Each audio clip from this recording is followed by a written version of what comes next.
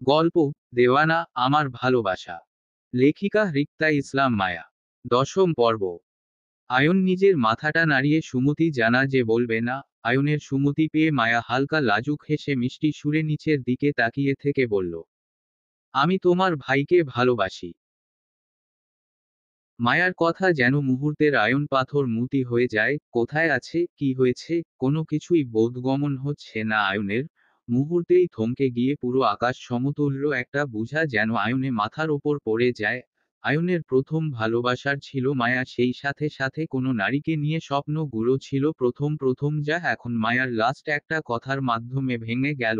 শুধু যে আয়নের মন ভেঙেছে সেটি কিন্তু নয়, সেই সাথে সাথে আয়ন পুরোটাই ভেঙে গুলিয়ে ধ্বংস হয়ে গেছে এই মুহূর্তে। যাকে নিয়ে তার শত শত স্বপ্ন ছিল তা এক পলক শেষ হয়ে গেছে সবটাই।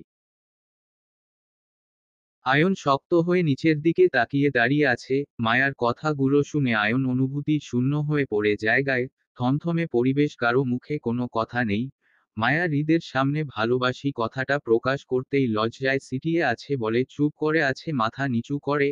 আর হৃদ অবাক দৃষ্টিতে তাকিয়ে আছে সেই দিকে। হৃদের চিন্তা ভাবনায় বাহিরের ছিল এমন কিছু। হৃদ জানতো ওর বউ ওকে ভালোবাসে, কিন্তু কখনো মুখে প্রকাশ করেনি। মায়া সেটা কিন্তু এইভাবে প্রকাশ করবে সেটা ভাবতেই পারিনি। তাই বউয়ের দিকে হতবাক হয়ে তাকিয়ে আছে হৃদ। ভার্সিটির খালি মাঠে তিনজনই তিন রকম অনুভূতি নিয়ে আছে।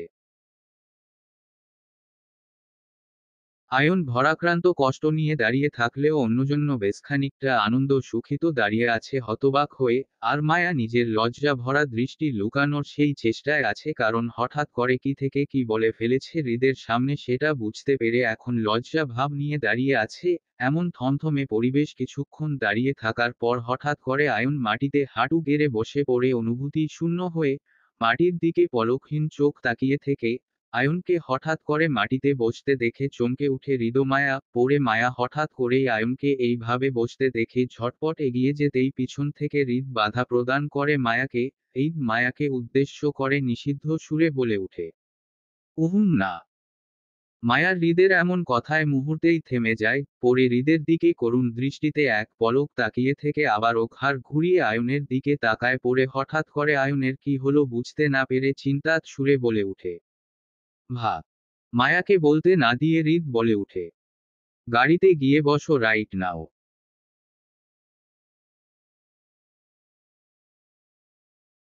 হৃদের এমন শক্ত গলার কথা শুনে মুহূর্তে মায়া বোকা বনে যায়। হঠাৎ করে আবার হৃদের কি হতে পারে বিষয়টি ভেবে উঠতে পারছে না মায়া, তাই নিজের দৃষ্টি বদল করে পর পর দুজনের দিকেই এক পলক তাকিয়ে থেকে চুপচাপ ধীর পায়ে এগিয়ে যায় হৃদের গাড়ির দিকে। পরে আবারও ঘাড় ঘুরিয়ে আয়নকে এক পলক দেখে নিয়ে আস্তে করে গাড়িতে উঠে বসে পিছনের সিটে। মায়া যেতেই কষ্টে ফুপিয়ে উঠে আয়ন। আয়নকে ফুপাতে দেখে একটা দীর্ঘশ্বাস ছাড়ে হৃদ, কারণ হৃদ আয়নের মনে অবস্থা বুঝতে পেরেই মায়াকে এসব থেকে দূরে যেতে বলেছে। হৃদ চাইনি মায়ার সামনে আয়নের ফিলিংসটা প্রকাশ পাক, কারণ এতে করে আয়ন ছোট হতো আর মায়া ইতস্তত বোধ করুক। পরে হয়তো মায়া কখনো আয়নের সামনেও আসতে চাইতো না লজ্জায়। তাই দুজনের দিকটা বুঝে হৃদ মায়াকে আয়নের কাছে আসতে দেয়নি। আর তাছাড়া আয়নের এই অবস্থার জন্য হৃদ কিছুটা হলেও দায়ী। তাই নিজেকে স্বাভাবিক করে হৃদ আয়নের সামনে হাঁটু গেড়ে বসে পড়ে স্বাভাবিক কণ্ঠে বলে উঠে, দেখ, বউ নিয়ে সান্ত্বনা দেওয়ার মতো ছেলে আমি না, আমার বউ আমারই। তবে আজ তোর এই পরিস্থিতির জন্য কোথাও না কোথাও আমি জড়িত আছি। কারণ আমি নিজের ফিলিংসটা বুঝতে গিয়ে তোকে থামাইনি আমার হৃদের সাথে মিশতে। আমার তখনই উচিত ছিল তোকে থামানো, কিন্তু কি করব, তোকে দিয়েই তো বুঝতে পারি আমি আমার ঋতকে কতটা চাই। তাছাড়া তোর আশেপাশে আমার ঋতও ছিল অনেকটাই সেই, তাই আমিও কখনো বাধা প্রদান করেনি তোকে। আমি কিন্তু শুরু থেকেই জানতাম তুই ঋতুকে পছন্দ করিস, আমি এটা জানা সত্ত্বেও চুপ করেছিলাম, কারণ আমি শুধু দেখতে চেয়েছিলাম আমার ঋতু আমার অবহেলা পরেও অন্য কাউকে ভালোবাসতে পারে কিনা। কিন্তু সেটা কখনোই ছিল না রীতে মাঝে, আর সেটা আমি অনেকভাবেই বুঝতে পারি। তোর সাথে হাসি খেলে কথা বলতো, যেটা বলতো হয়তো সেটাও করতো। কিন্তু তুই কি কখনোই লক্ষ্য করেছিস রীতে সব পাগলামো জুড়ো শুধু আমিই ছিলাম? আমি কিন্তু ঋতুকে কখনো আমার আশেপাশে ঘেঁষতে দিতাম না, তারপরও কিন্তু আমাকে ছুঁইতে দ্বিধা বোধ করতে না কখনোই। এই জড়িয়ে ধরতো, তহ এই সবার সামনে কামড় খেত। আমি সামনে না থাকলে চুপি চুপি আশিকের কাছ থেকে আমার খবর নেওয়া, সবকিছু ছিল আমাকে ঘিরে, কিন্তু যদি সেটা আমি তোর বেলায় বলি তাহলে ঋতু কি তোকে কখনো এরকম কিছু করেছে? ও কি সহজভাবে কখনো তোর হাতটাও ধরেছে? হুমম, ধরেনি, কারণ ওর সবটা জোরে শুধু আমিই ছিলাম, এখনো আছি, ভবিষ্যতে আমিই থাকবো। কথাগুলো বলেই হৃদ হালকা থেমে আবারও বলে উঠে, দেখ, তুই আমার বউকে পছন্দ করিস, আর আমার বউকে পছন্দ করে এমন ছেলেকে আমি বসে বসে সান্ত্বনা দিব এতটাও পাগল আমি নয়। যদি বলার হয় তো তাকে মেরে দুনিয়া ছাড়া করতে পারি বউয়ের পিছনে পড়ার জন্য, কিন্তু তোকে করব না, কারণ তুই আমার অনেক হেল্প করেছিস ঋতুকে কাছে পেতে, তাই তোরটা ছাড়, তুই ভাই বলেও কথা বউয়ের জন্য, ভাই তো আর মারতে পারি না, তোকেও মারবো না, যা এখন বাসায় যা, নিজেকে ঠিক কর তাড়াতাড়ি, কারণ আমার বউয়ের জন্য কষ্টটাও আমিই পাবো, অন্য কেউ নয়, সেটাও আমি কারো সাথে ভাগ করতে চাই না, এতটাই ভালোবাসি যতটা তোর চিন্তা শক্তি বাহিরে, বউ ছাড়া আমি অচল, তাই বউ নিয়ে দ্বিতীয় কোনো কথা শুনবো না, যেটা হয়েছে সেটা ভুলে যা, চললাম। কথায়গুলো বলেই হৃদ উঠে দাঁড়ায়, কিন্তু আয়ন তখনও স্তব্ধ হয়ে বসে, দিল মাটিতে, অনুভূতি শূন্য হয়ে। হৃদ কিছুটা পথ এগিয়ে নিজের গাড়ির সামনের আসতেই পিছন থেকে আয়ন ওইভাবেই বসে মাটির দিকে তাকিয়ে থেকে হৃদকে উদ্দেশ্য করে বলে উঠে, আমার ভালোবাসাটা সাথে সাথে যদি মায়ার ভালোবাসাটাও যুক্ত থাকতো আমার জন্য, তাহলে কি যেতে দিতি মায়াকে? আয়নের এমন প্রশ্নের সাথে সাথে হৃদ জায়গায় দাঁড়িয়ে পড়ে নিজের দুহাত রাগে সাথে সাথে মুষ্টিবদ্ধ করে নিয়ে পিছন ফিরে আয়নের দিকে না তাকিয়ে শক্ত গলায় বলে উঠে, মেরে দিতাম আমি দুজনকেই। নিজের ব্যবহার করা টিস্যুতেও অন্যে টাচটা পছন্দ নয়, সেখানে বউ তো অনেক দূর। কথাটা বলেই হৃদ আর এক মুহূর্তেও দাঁড়ায়নি, চোখে পলকেই মায়াকে নিয়ে গাড়িতে করে উধাও হয়ে যায় ভার্সিটি থেকে। হৃদের গন্তব্য আপাতত নিজের বাড়িটাই, কারণ আজ অনেক কিছুই হয়ে গেছে, তাছাড়া এখন মায়াকে প্রোটেক্ট করতে হবে, আগে পরে না হয় বাকি সব কিছু নিয়ে ভাবা যাবে। আর আয়ন আহত মনটা নিয়ে বাঁধছাড়া কান্নায় ভেঙে পড়ে নিজের ভালোবাসার জন্য কার সাথে লড়াই করবে সে, নিজের ভাইয়ের সাথে নাকি নিজে ভাগ্যের সাথে? কেন তার সাথে এমন হলো? সে তো কোনো দোষ করেনি কাউকে ভালোবেসে। যদি ভাগ্যে লিখায় না ছিল তো কেন মায়ার প্রতি আয়নের ভালোবাসাটা সৃষ্টি হলো? আর যদিও হলো তো মায়াকে কেন তার থেকে দূরে থাকতে হচ্ছে? কেন দুই ভাইকে একটি মেয়ের ভালোবাসায় প্রতি আকৃষ্ট করেছে ভাগ্য? টেলাস, এই কোন খেলা খেলছে নিয়তি তার সাথে? হৃদ পুরো রাস্তায় খুশি মনে বারবার মায়ার দিকে ঘাড় ঘুরিয়ে তাকিয়েছে, কারণ আজ মায়া নিজের মনে কথাটা হুট করেই হৃদের সামনে বলে ফেলেছে, আর তার জন্য এখন হৃদের সামনে লজ্জা ছিটিয়ে যাচ্ছে হৃদের এমন করে বারবার তাকানোতে, আর সেটাই উপভোগ করছে হৃদ ভীষণ ভাবে। হৃদ মায়াকে লজ্জা পেতে দেখে ঠোঁট কামড়িয়ে দুষ্ট হেসে আরো বেশি করে মায়াকে লজ্জায় ফেলাচ্ছে। একটা সময় হৃদ হঠাৎ করেই মায়ার হাত ধরে টেনে নিজের কোলের ওপর বসিয়ে দেয়। আকস্মিক ঘটনায় মায়া ভয় পেয়ে সাথে সাথে নড়াচড়া করে উঠতেই হৃদ বাম হাতে মায়াকে নিজের বুকের মধ্যে চেপে ধরে শক্ত করে। মাও হৃদের বুকে মধ্যে জায়গায় পেয়ে আর নড়াচড়া করার প্রয়োজন বোধ হয়নি, ঘাপটি মেরে বসে থাকে হৃদের কোলের ওপর। খান বাড়িতে বিরাট প্রশ্ন সমহীন হয়ে বসে, খান পরিবারের সদস্যরা সবাই, হৃদের দাদা দাদি, ফুপা ফুপি, ফিহা, আরিফ, বাড়ির সব সার্ভেন্টরা। থমথমে পরিবেশ, কারো মুখে কোনো কথা নেই, সবাই খানিকটা চিন্তিত হয়ে বসে আছে। সবার এত এত চিন্তা কারণ হলো ফিহা আর আরিফকে নিয়ে, কারণ কিছুক্ষণ আগে ফিহা আর আরিফকে একসাথে দেখেছে হেনা খান।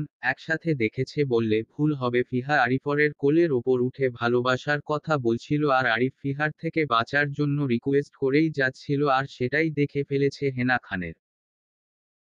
আর তখন থেকে খান বাড়ির ড্রয়িং রুমে সবাইকে নিয়ে আলোচনা সভা বসে। এই আলোচনা গিয়ে আরিফের মনে যতটা ভয় কাজ করছে, সেটার ছিটা ফোঁটাও কাজ করছে না ফিহার মধ্যে, কারণ সবার এত এত চিন্তা প্রধান কারণটাই হচ্ছে ফিহাও তার বলার প্রতিটা কথা।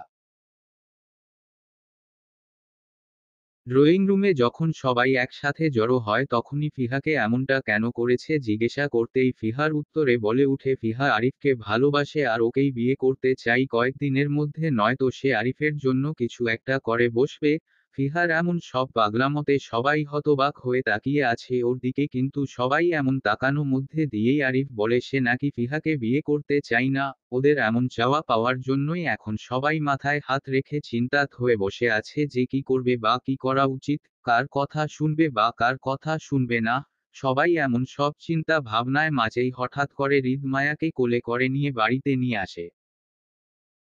ওদের এমন চাওয়া পাওয়ার জন্যই এখন সবাই মাথায় হাত রেখে চিন্তাত হয়ে বসে আছে যে কি করবে বা কি করা উচিত, কার কথা শুনবে বা কার কথা শুনবে না। সবাই এমন সব চিন্তা ভাবনায় মাঝেই হঠাৎ করে হৃদ মায়াকে কোলে করে নিয়ে বাড়িতে প্রবেশ করে। হৃদ মায়াকে কোলে করে ড্রয়িং রুমের সামনে আসতেই সবাইকে গম্ভীর মুখ চিন্তত হয়ে বসে থাকতে দেখে হৃদ তীক্ষ্ণ দৃষ্টিতে তাকায় সেদিকে।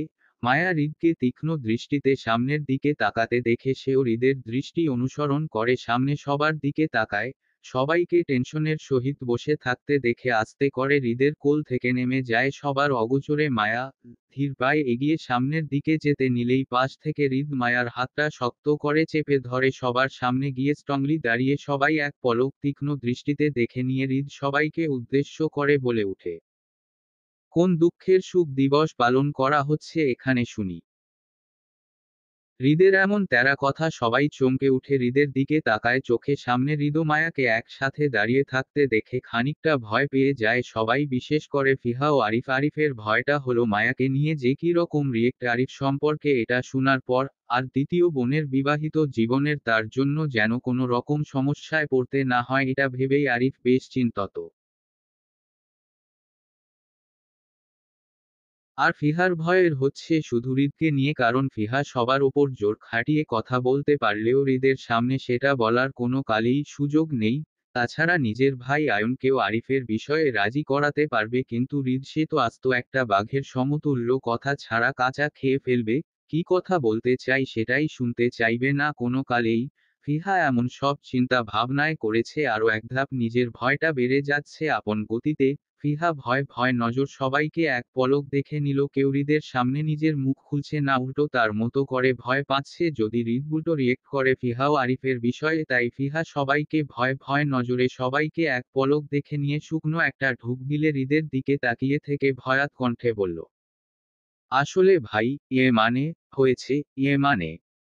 ফিহাকে ততলাতে দেখে হৃদ সন্দেহ দৃষ্টিতে ফিহার দিকে তাকিয়ে থেকে চাপা সুরে বলে উঠে, তোর যদি মানে করা শেষে হয়ে থাকে তো আমরা কি পরে কথাগুলো শুনতে পারবো? হৃদের চাপা সুরের কথা শুনে ফিহার জান যায় যায় অবস্থা, ভয় কাচুমাচু করতে থাকে। ফিহা নিজের ভয় সংযত রেখে হৃদকে কিছু বলতে যাবে তার আগেই পাশ থেকে হেনা খান হৃদকে উদ্দেশ্য করে কাটকাট গলায় বলে উঠে, ও কি বলবে আমি বলছি শুন। ফিহা আরিফকে ভালোবাসে আর ওকে বিয়ে করতে চাই, তাও আবার কিছু দিনের মধ্যে। হৃদ হেনা খানের কথা কপাল কুঁচকে বলে উঠে, তো? হৃদের খাপছাড়া উত্তর পেয়ে হেনা খান তেলেবেগুনে জ্বলে উঠে বলে, তো মানে তুই কি বুঝতে পারছিস না হৃদ আমি কি বলছি? হ্যাঁ, আরিফ ফিহাকে ভালোবাসে না আর একে বিয়ে করতে চাই না। দাদির এমন কথায় হৃদ আবারও দায়সারা ভাব নিয়ে বলে উঠে, তো সেটা আরিফের সমস্যা, আরিফ জানে ও কিভাবে ওর সমস্যা সমাধান করবে। এতে ফিহার কি করার আছে? ও তো আরিফকে ভালোবাসে তাই ও বিয়েটাও করবে। ফিহা বিয়ে পর আরিফকে ঠিক করে নিতে পারবে নিজের মতো করে, আর তাছাড়া বিয়ে করতে দুজনের ভালোবাসাটা থাকতে হবে, এটা কোনো বাধ্যতামূলক কোনো কিছু নয়। সো ফিহার ভালোবাসায় যথেষ্ট আরিফকে সুখে রাখার জন্য। হৃদের কথা শুনে ফিহা খুশিতে লাফিয়ে উঠে বলে, ভাইয়া ইউ আর দ্য বেস্ট। পাশ থেকে ফিহার আম্মু ফিহাকে চোখ রাঙিয়ে চুপ করিয়ে বলে উঠে, হৃদ তুই বুঝতে পারছি না, ফিহা আর একসাথে কিভাবে? আর সবচেয়ে বড় কথা, ভালোবাসা না থাকলে সংসারও হয় না বাবা। ফিহার আম্মুর এমন কথায় হৃদ স্বাভাবিক কণ্ঠে বলে উঠে, সবই হয় ফুপি, মূল বিষয়টা হচ্ছে চেষ্টা। চেষ্টা থাকলে হবে 100%। আর তুমি যেটা বুঝাতে চাইছো সেটা হচ্ছে আরিফের আর্থিক অবস্থা তেমন ভালো নয়, সেটা তো তোমার মেয়ে সুখে থাকতে পারবে কিনা? আমার জানা মতে ফিহা সর্বোচ্চ সুখে থাকবে আরিফের কাছে। আর আরিফ মেধাবী ছেলে, নিজের মতো করে দুটো বিজনেসও দাঁড়া করিয়েছে, কিছু গেলেই সফলতা আরিফকে ছুঁইবে। সো এই নিয়ে তোমাকে টেনশন করতে হবে না। আমার মনে হয় আমি কথাগুলো সবাইকে বুঝতে পারেছি, তাই আর কোনো কথা বলতে হবে না আমাকে। দাদা ভাই, তুমি আরিফের আম্মু আব্বুকে খবর দাও, ওনারা খান বাড়িতে আসুক, আরিফ ও ফিহার বিয়ের জন্য পরে তোমরা সবাই একসাথে বসে বিয়েটা ঠিক করে ফেলো। যেখানে ভালোবাসাটা আছে সেখানে আর কিচ্ছু প্রয়োজন হয় না। হৃদের এমন সব কথা সবাই হতবাক হয়ে তাকিয়ে থেকে হৃদের দিকে, কারণ যেই ছেলে ভালোবাসার বউ বুঝতো না সেই ছেলে আজন্যে ভালোবাসা ঘর ঠিক করে দিচ্ছে। সবার এমন সব চিন্তা ভাবনায় মাঝেই মায়া খুশিতে লাফিয়ে উঠে দৌড়ে গিয়ে ফিহাকে শক্ত হাতে জড়িয়ে ধরে। ফিহাও সাথে সাথে মায়াকে জড়িয়ে ধরে, দুজন একসাথে লাফাতে থাকে খুশিতে।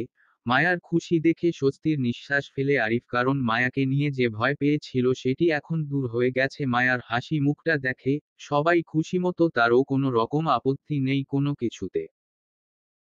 নিজের রুমের সুইমিং পুলের সামনে চিন্তিত হয়ে বসে আছে হৃদ, দৃষ্টি তার সুইমিং পুলের নীল পানির উপর। হৃদের শত চিন্তা ভাবনায় কারণ হলো মায়ার সাথে ঘটে যাওয়া আজকে ঘটনাকে কেন্দ্র করে। এই মায়ার বডিগার্ড গুলোকে যখন গুলি করবে তখনই ওরা ভয় হৃদের সামনে বলে যে ওদের নাকি কেউ একজন ডেকে নিয়ে একটা রুমের ভিতর আটকে রাখে, তাই সময় মতো মায়ার কাছে থাকতে পারিনি, তারা বন্দি অবস্থায় ছিল বলে। হৃদ সম্পূর্ণ কথাগুলো শোনার পর শান্ত হয়ে পড়ে আশিকদের ছেড়ে দেয়, কারণ হৃদ বুঝতে পারে মায়ার কাছে আসা আজকের ব্যক্তিটি প্রপার প্ল্যানিং করেছে, এসেছিল মায়াকে নিয়ে যেতে, কিন্তু ভাগ্য ভালো থাকায় আজ আয়ন ঠিক সময় এসে পড়ে, তাই মায়া বেঁচে যায়। কিন্তু ব্যক্তির এখন পর্যন্ত তেমন একটা সঠিক সন্ধান করে উঠতে পারিনি হৃদ, কারণ মায়ার বর্ণনা অনুযায়ী হৃদ কিছু তথ্য কালেকশন করেছে সেই ব্যক্তিটি। সেই তথ্য অনুযায়ী ব্যক্তির নাম সাব্বির, বয়স 26, বাবা হোসেন শিকদার, বাড়ি ঢাকা উত্তরা। সাব্বিরের সব তথ্য হৃদের হাতে থাকার সত্ত্বেও হৃদের কেন জানি সাব্বিরকে স্বাভাবিক মেনে নিতে পারছে না। হৃদের মনে হচ্ছে সাব্বিরের সেটা আইডিতে আছে সেই সম্পূর্ণটাই ফেক তথ্য, যেটা রিয়েল সেটা লুকায়িত সবার কাছ থেকে, আর সেটা কি হতে পারে সেটা নিয়েই হৃদ গভীর মনোযোগ সহকারে ভেবেই যাচ্ছে। গাল ফুলিয়ে ড্রয়িং রুমে বসে আছি আমি, আর আমার এমন বসার কারণটা হলো দাদি আর আমার স্বামী। আজ ফিহার বিয়ে ঠিক হয়েছে আরিফ ভাইয়ার সাথে। আব্বু আম্মু আপু আর দুলা ভাই আর তাদের ছোট 5 বছরের বেবিটাও জিসান এসেছে খান বাড়িতে সকালে। আর সন্ধ্যা দিকেই সবাই মিলে ফিহা ও আরিফ ভাইয়া বিয়ে ডেট ফিক্সড করে 1 সপ্তাহ পরে ওদের বিয়ে। বিয়েটা মূলত আমাদের ব্রাহ্মণবাড়িয়া থেকে হবে, এটা আরিফ ভাইয়া শর্ত। ভাইয়া চাই ওর অবস্থা থেকে ওকে ফিহা মেনে নেক, আর ফিহাও দেরি না করে রাজি হয়ে যায়। তাই আপাতত ফিহা এখানেই থাকবে, আর আমরা ওইখান থেকে আরিফ ভাইয়াকে নিয়ে বরযাত্র নিয়ে আসবো খান বাড়িতে। সবকিছুই ঠিকঠাক আছে, আপু ও দুলাভাইও এতে সম্মতি জানা। বিয়েটা যেহেতু 1 সপ্তাহ পরে, তাই আমার পরিবারের সবাই আজ রাতটা থেকে সকালেই চলে যাবে ব্রাহ্মণবাড়িয়ার উদ্দেশ্য। এখান অবধি সবই ঠিক ছিল, কিন্তু বিপত্তি ঘটে আমাকে নিয়ে। আমি কোন পক্ষের সদস্য হব, কারণ দুটোই আমার, একদিকে আমার পরিবার তো অন্যদিকে শ্বশুর বাড়ির, কোন ফেলে কোনটাতে থাকবো। এত শত চিন্তা অবসান ঘটিয়ে আম্মু আব্বু বলে উঠে তাদের সাথে ব্রাহ্মণবাড়িয়া চলে যেতে ভাইয়ার বিয়েতে, এতে করে আরিফ ভাইয়া সম্মতি জানায় পক্ষান্তরেই আম্মু আব্বুর সাথে সাথে। আমিও মনে মনে এটাই ঠিক করে রেখেছিলাম, তাই ওরা বলার সাথে সাথে আমিও খুশিতে লাফিয়ে উঠে সম্মতি দেয় যে আমি তাদের সাথে আমার বাড়িতে চলে যাব আরিফ ভাইয়ার বিয়ের জন্য। কিন্তু আমার এমন সম্মতি জানানো পিছনে ঘোর আপত্তি যায় খান বাড়ির সদস্যরা সবাই, যে আমাকে যেতে দিবে না কোনো কালেই। আমি তাদের এমন আপত্তিমূলক কথায় গভীরভাবে শোকাহত, তাই সেই শোকাহত সাথে সাথে মনটাও খারাপ হয়ে যায়। আমি সেই মন খারাপ ভাবটা ফেঁসে বজায় রেখে আস্তে করে ড্রয়িং রুমে সোফায় বসে পড়ি দাদির পাশে, যেতে পারবো না বলে। আমাকে মন খারাপ করতে দেখে আপু ও দুলা ভাইয়া, দাদা, ফুপা ফুপি, ফিহা আর নিহা আপুর ও ফয়সাল ভাইয়াকে বুঝাতে সক্ষম হলেও দাদিকে বুঝাতে অক্ষম হয় আমার পরিবারের সবাই। দাদি এক কথা, আমার সোনামা আমাকে ছাড়া কোথাও যাবে না ব্যাস। দাদির এমন জেদ্দি টাইপের কথা অসহায় হয়ে পড়ে আমার পরিবারের সবাই পড়ে। আরিফ ভাইয়া আমাকে মন খারাপ করতে দেখে সাথে সাথে আমার গুণধর স্বামীকে ফোন দেয় যে আমাকে ওদের সাথে নিয়ে যাওয়ার জন্য ব্রাহ্মণবাড়িয়াতে আরিফ ভাইয়া বিয়ের জন্য। কথাগুলো বলতে আরিফ ভাইয়া খানিকটা সময় লাগেছে, কিন্তু আমার গুণধর স্বামী উত্তরটা আসতে 1 সেকেন্ড দেরি হয়নি। উনার কাট গলায় উত্তরে বলে দেয় যে আমি কোথাও যাব না খান বাড়ি থেকে। বিয়ে করতে হলে আরিফ ভাইয়া ঢাকা থেকে বিয়ে করুক, নয়তো আমি কোথাও যেতে পারবো না। আমার নাকি খান বাড়ির থেকেই আরিফ ভাইয়া বিয়ে অ্যাটেন্ড করব। উনার এমন শক্ত গলার কথা শুনে মুহূর্তে অসহায় দৃষ্টিতে তাকায় আরিফ ভাইয়া আমার দিকে। আমি ভাইয়ার থাকানো মানে বুঝতে পেরে চুপ করে যায়, কারণ আমিও জানি জিদ করলেও আমাকে কোথাও যেতে দিবে না আমার গুণধর স্বামী। এর আগে যখন গিয়েছিলাম তখনই অনেক কাহিনী হয়েছিল আমাকে নিয়ে, এখন আর কোনো কিছু করতে চাই না, তাই আপাতত চুপ থাকায় আমার জন্য বেটার অপশন। পুরো কথাগুলো ড্রয়িং রুমে গাল ফুলিয়ে বসে ভেবে নেয় এক মনে। এখন রাত ৯টা বাজে, উনি, দাদাজান বা আয়ন ভাইয়া কেউ এখনো বাসায় আসেনি অফিস থেকে। দাদাজান ফিহার বিয়ে ডেট ফিক্সড করেই আবারও চলে যায় অফিসের কাজে।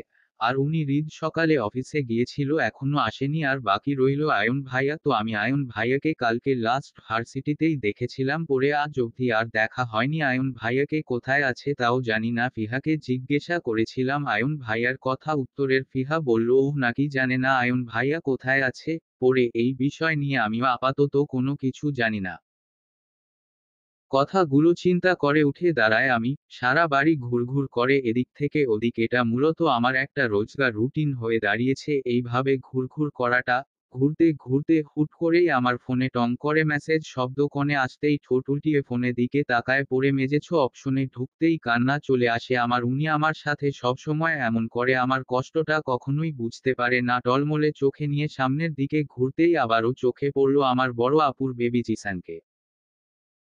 জিসান আমাকে মামুনি বলেই সম্বোধন করে থাকে। পিচ্ছিটার সাথে আমার অনেক ভাব রয়েছে সেই আগের থেকে।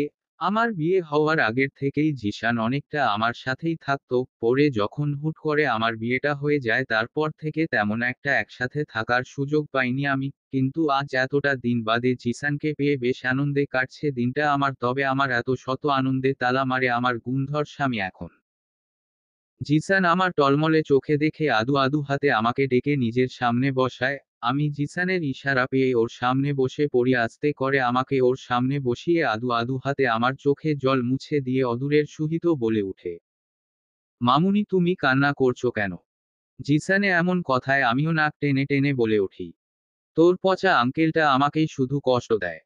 কেন কপাল কুঁচকে? জানি না তো ঠোঁট উল্টিয়ে। আমার এমন কথায় জিসান আদুরে সহিত দুহাতে আমার চোখের পানি মুছতে মুছতে বলল, কাঁদতে না আমার মামুনিটা, আঙ্কেল আসলে আমি বকা দিয়ে দিব কেমন? জিসানের কথায় আমি কান্না অফ করে সুমিত জানিয়ে বলে উঠি, আচ্ছা ভালো করে বকে দিবে কিন্তু। আমার এমন কথায় সাথে সাথে পিছনে থেকে কেউ একজন বলে উঠে, কে কাকে বকে দিবে শুনি একটু। পিছনে থেকে পরিচিত কারো কণ্ঠ কানে আসতেই চমকে উঠে আমি আর জিসান পিছন ঘুরে তাকায়। তখনই চোখে পড়ল আমার বিশেষ গুণধর স্বামীকে নিজের কোঁট হাতে নেওয়া অবস্থায়। উনাকে হৃদয়মতো অবস্থায় দাঁড়িয়ে থাকতে দেখে বুঝতে পারি উনি মাত্র অফিস থেকে ফিরেছে। উনাকে দেখার সাথে সাথে আমার ফোনের মেজেছো গুলোর কথা মনে পড়ে যায়, তাই উনাকে এক পলক দেখে কোথায় কথা না বলে চুপচাপ উঠে দাঁড়ায় আমি। আমাকে উঠে দাঁড়াতে দেখে উনিও হাসি মুখে এগিয়ে আসছে আমাদের দিকে। আমি উনাকে আমাদের দিকে এগিয়ে আসতে দেখে আমিও কারোকে কিছু না বলে চুপচাপ সামনে দিকে হাঁটতে থাকি, উনার সাথে কথা বলতে চাই না বলে। আমাকে উনার সাথে কথা না বলে চুপচাপ চলে যেতে দেখে উনি পিছন থেকে আমাকে উচ্চ স্বরে বলে উঠে, ম্যাডাম কি আমার সাথে রাগ করেছে নাকি, তার ভাইয়ের বিয়েতে যেতে দিচ্ছি না বলে? উনার এমন কথায়ও আমি কোনো রকম রিয়েক্ট করিনি, কারণ আমি রাগটা এটা নিয়ে না, আমার রাগটা অন্য কিছু নিয়ে, যা আমার ফোনের মেসেজ অপশনে আছে সেটা নিয়ে। তাই উনার কোনো কথা উত্তর না দিয়ে আগের মতোই চুপচাপ হেঁটে হেঁটে চলে যাচ্ছি। আমাকে কোনো রকম রিয়েক্ট করতে না দেখে উনি আবারও বিনীত সুরে বলে উঠে, ম্যাডাম বুঝতে চাচ্ছে না কেন? ম্যাডামকে ছাড়া আমি থাকতে পারবো না একটা মুহূর্ত। সে কি আমার কষ্টটা বুঝবে? উনার এমন কথায় আমি থমকে গেলাম মুহূর্তের পরে আস্তে করে উনার দিকে ঘুরে বলে উঠি, আমি কেন বুঝবো আপনার কষ্টটা? আপনার কত সুন্দর সুন্দর ম্যাডাম আছে অফিসে, তাদের কাছে যান, আমার কাছে কি হো? আমার এমন কথায় মানে বুঝতে না পেরে উনি কপাল কুঁচকে বলে উঠে, মানে? উনার কপাল কুঁচকে তাকাতে দেখে আমার আরো রাগ উঠে যায়। একে তো এসব কাজ করে বেড়াবে, দ্বিতীয়ত বুঝে ও না বুঝার ভান করবে আমার সামনে। মনে করে আমি কিছুই বুঝি না। হু হ হ। কথাগুলো ভেবেই আমি উনার দিকে এক পলক রাগী দৃষ্টিতে তাকিয়ে থেকে হনহন করে চলে যায় সেখান থেকে। আর উনি আমার পিছনে থেকে কপাল কুঁচকে তাকিয়ে থাকে আমার দিকে। হয়তো হঠাৎ করে আমি এমন করেছি কেন সেটাই ভাবছে কপাল কুঁচকে। ডাইনিং টেবিলের বসে আছি আমরা সবাই, রাতে খাবারটা সবাই একসাথেই বসে বসে খাচ্ছি। সকাল হলেই আমার পরিবারের সবাই চলে যাবে শুধু আমি ছাড়া, তাই আপাতত আমরা সবাই আজ একসাথেই বসে রাতে খাবার খাচ্ছি। এখানে সবাই উপস্থিত আছে, শুধু আয়ন ভাইয়া ছাড়া, উনি এখনো বাসায় ফিরেনি। আর আমার গুণধর স্বামী আমার সামনেই বসে বসে খাচ্ছে আর বারবার আমার দিকে কপাল কুঁচকে তাকাচ্ছে, হয়তো কিছু বুঝতে পারছে না তাই। আমার একপাশে দাদির অন্য পাশে আম্মু বসে আছি আর সামনে উনি। উনার বারবার এমন তাকানো মানে বুঝতে পেরেও আমিও অভিমানে বসে একবারও তাকানি উনার দিকে, থাকুক তাকিয়ে আমার কি। আমি মনোযোগ সহকারে নিচের তাকিয়ে তাকিয়ে খাচ্ছিলাম। আমার এমন খাওয়ার মধ্যে দিয়েই হঠাৎ করে উনি দাদিকে উদ্দেশ্য করে বলে উঠে, দাদি আমি বিয়ে করছি কিছু দিনের মধ্যেই। উনার এমন কথায় সাথে সাথে আমার হাত থেকে চামচটা পড়ে যায় নিচে, মুখে খাবার নিয়ে চমকে উঠে উনার দিকে তাকিয়ে থাকি। শুধু যে আমি একা তাকিয়ে আছি তেমনটা কিন্তু মোটেও নয়। খাবার টেবিলের উপস্থিত সবাই, আমার পরিবারের ও উনার হৃদ পরিবারের সবাই হা করে তাকিয়ে আছে উনার দিকে। প্রত্যেকে মনে হয় উনার এমন কথায় হাজার বলস্টিসের শোক খেয়েছে। থমথমে পরিবেশ, সবাই উনার দিকে অবিশ্বাস দৃষ্টিতে তাকিয়ে আছে উনি বলতে চাই সেটা শোনার জন্য। আর দাদি উনার এমন কথায় তীক্ষ্ণ দৃষ্টিতে তাকিয়ে থেকে বলে উঠে, মানে কি বলতে চাইছিস তুই? কেন তুমি শুনতে পাওনি আমি বিয়ে করব কিছু দিনের মধ্যে? উনার এমন কথায় দাদাজান খ্যাক্ত গলায় বলল, তোর কাছে কি সবকিছু ছেলে খেলা নাকি রিত? ছেলে খেলা নয় বিদায়, তো বিয়েটা করতে চাইছি আমি। উনার এমন কথায় আমি আর নিজেকে ধরে রাখতে পারিনি, দুহাত ছড়িয়ে ছিটিয়ে ভা ভা করে কান্না জোরে বসি। আমাকে কান্না করতে দেখে মুহূর্তে সবাই আমার দিকে তাকায় অসহাস দৃষ্টিতে। আর সাথে থেকে উনি কপাল কুঁচকে বলে উঠে, আরে কিরে বাবা, তোমার কি সমস্যা আবার, তুমি কেন কান্না করছো? আপনি বিয়ে করবেন তো আমি কান্না করব না কান্না করতে করতে? আরে হো, কেন কান্না করবে সেটাই তো প্রশ্ন করছি। আপনি অন্য কাউকে বিয়ে করতে পারবেন আর আমি কান্নাও করতে পারবো না? হহ। আমার এমন কান্নার উনি খানিকটা বিরক্তি নিয়ে চাপা সুরে বলল, আমি অন্য কাউকে বিয়ে করছি এটা তোমাকে কে বলল? উনার এমন কথায় পাশ থেকে দাদি কৌতূহলী হয়ে বলে উঠে, মানে? আর আমি কান্না জড়িত কণ্ঠে বলে উঠি, কেন আপনি? উনি দাঁতে দাঁত চেপে ধরে বলল, তাই? আমি বলেছি তোমাকে যে আমি অন্য কাউকে বিয়ে করছি? আমি বলেছি আমি কিছু দিনের মধ্যে বিয়ে করব, কাকে করব সেটা বলিনি। আর দাদি আমি তোমার সোনামাকেই দ্বিতীয়বার বিয়েটা করব। উনার এমন কথায় মুহূর্তেই কান্না অফ হয়ে যায় আমার। আমি অবাক করা দৃষ্টিতে তাকিয়ে থেকে বলে উঠি, সত্যি? হ্যাঁ, স্বাভাবিক কণ্ঠে। নিজের দুহাতে চোখের পানি মুছতে মুছতে বলি, তাহলে ঠিক আছে। আমাদের এমন কথায় স্বস্তির নিঃশ্বাস ফেলে উপস্থিত সবাই। এতক্ষণ সবাই একটা আতঙ্কের মধ্যে ছিল উনার এমন কথায়, যাহাই মুহূর্তে আর নেই কারো ফেসে। আমি ঠিক বলেই আমার ফোনের মেসেজের কথাটা মনে পড়তেই আবারও সাথে সাথে বলে উঠি, না না, ঠিক নেই, কিছুই ঠিক নেই। দাদি আমি তোমার নাতিকে কখনোই বিয়ে করব না, দরকার হলে সারা জীবন আমি কুমারী থেকে যাব তবুও বিয়ে করব না। আমার এমন কথায় সাথে সাথে উনি রাগে দাঁতে দাঁত চেপে ধরে বলল, অলরেডি তুমি বিবাহিত কুমারী মেয়ে, আর হতে পারবে না। অপশন নাই কুমারী হওয়ার, কপাল কুঁচকে। না, সেই সুযোগটা আপাতত তোমার জন্য নেই। হৃদের এমন কাটকাট গলার উত্তরে হতাশ হয় মায়া। হৃদের কথায় উত্তরে কি বলা উচিত সেটা ভেবে না পেয়ে থেমে গিয়ে চুপ করে যায় মায়া। হৃদ মায়াকে চুপ করতে দেখে নিজের দৃষ্টি মায়ার থেকে সরিয়ে আস্তে করে তার দাদা দাদির দিকে তাকায় পড়ে তাদেরকে উদ্দেশ্য করে কাটকাট গলায় বলে উঠে, আমি দ্বিতীয়বার বিয়ে করছি আর এতে করে কারো সমস্যা হবে না বলে মনে হচ্ছে না। আর যদিও কারো সমস্যা হয় আমার বিয়ে নিয়ে, তো সেটা সেই ব্যক্তির ব্যক্তিগত সমস্যা বলে গণ্য করা হবে, এতে আমার কিছুই করার নেই। কারণ সমস্যা যেহেতু তার, তাই সমাধানও সেই ব্যক্তি নিজ দায়িত্বেই করবে। এতে আমার কিছুই করার নেই। আর বিয়েটা হবে আজ থেকে 15 দিন পরে, মানে আরিফ আর ফিহার বিয়ের ঠিক 1 সপ্তাহ পরে। তাও আমার ঠিক করা সময় আমারই বউকে। হৃদের কাটকাট গলায় কথায় ডাইনিং টেবিলে সবাই হা হয়ে তাকিয়ে আছে হৃদের দিকে, কারণ এমন একটা সময় কেউ হৃদের কাছ থেকে এমন কিছু শুনবে সেটা তাদের ধারণা বাহিরের ছিল। সবাই যেখানে ফিহা আর আরিফকে নিয়ে ব্যস্ত ছিল, সেখানে হুট করে হৃদ নিজের বিয়ের কথাটা শোনাবে সেটা ভাবতেও পারিনি কেউ, তাই অবাক করা দৃষ্টিতে তাকিয়ে থাকে হৃদের দিকে। হৃদের দাদা দাদি হৃদের কথায় শুনে মুহূর্তেই খুশি হয়ে যায় দুজনেই, তবে হেনা খান হৃদের জন্য খুশি হলে মায়ার কথা চিন্তা করে থেমে যায়।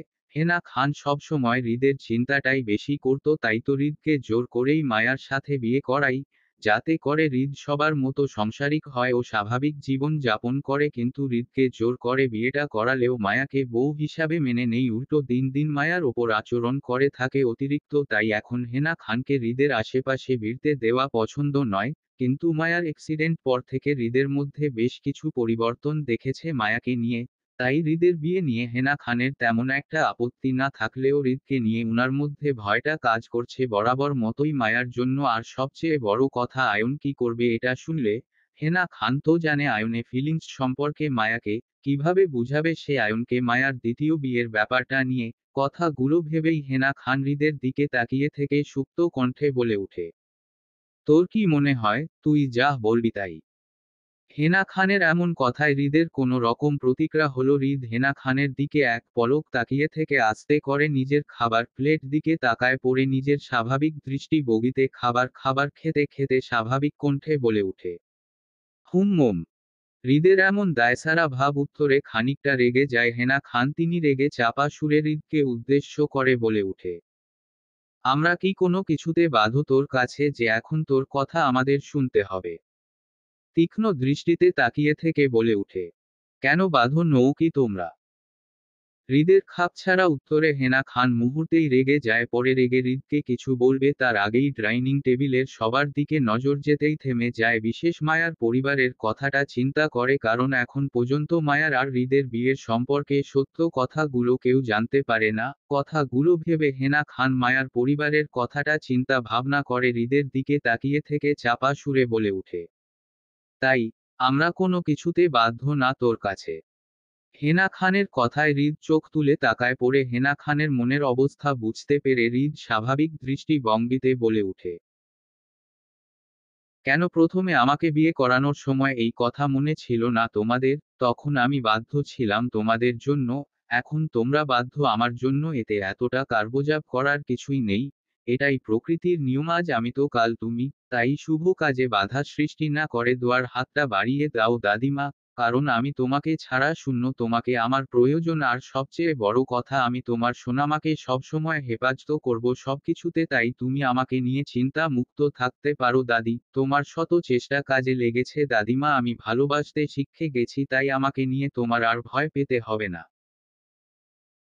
হৃদের কথাগুলো যেন মুহূর্তের মধ্যে হেনা খানের সাথে সাথে খাবার টেবিলের সবার মন ছুঁয়ে যায় গভীরভাবে। মায়ার পরিবারের সবাইও হৃদের প্রতি গভীরভাবে ভালোবাসা, সাথে সাথে একটা বিশ্বাসও সৃষ্টি হয় মায়াকে নিয়ে। আর সেটাই কাজটা হেনা খানেরও হয়। তিনি যেন এমন কিছুই শুনতে চেয়েছিলেন হৃদের মুখে শোনার জন্য। হেনা খানের খুশিতে চকচক করছে তার দুটো চোখ, কারণ অবশেষে তিনি সার্থক হয়েছে হৃদকে নিয়ে। তিনি পেরেছে হৃদকে দিয়ে সংসার করাতে। পাশ থেকে আরাফ খান স্ত্রী মনের কথাগুলো বুঝতে পেরে পাশ থেকে হৃদকে উদ্দেশ্য করে বলে ওঠে, এতটা তাড়াতাড়ি করার কি আছে হৃদ, আমরাও পরেও বিয়েটা ধরতে পারি তাই না? আরাফাত খানের সুমতি পেয়ে হৃদ পাশ ফিরে তাকায় পড়ে স্বাভাবিক কণ্ঠে বলে ওঠে, না দাদাভাই, তাড়াতাড়ি হচ্ছে না কোনো কিছু, সবটাই ঠিক আছে, আমি সবকিছু মেনেছো করে নিব। তবে বিয়েটা হবে দেশের বাহিরে, সুইজারল্যান্ডের।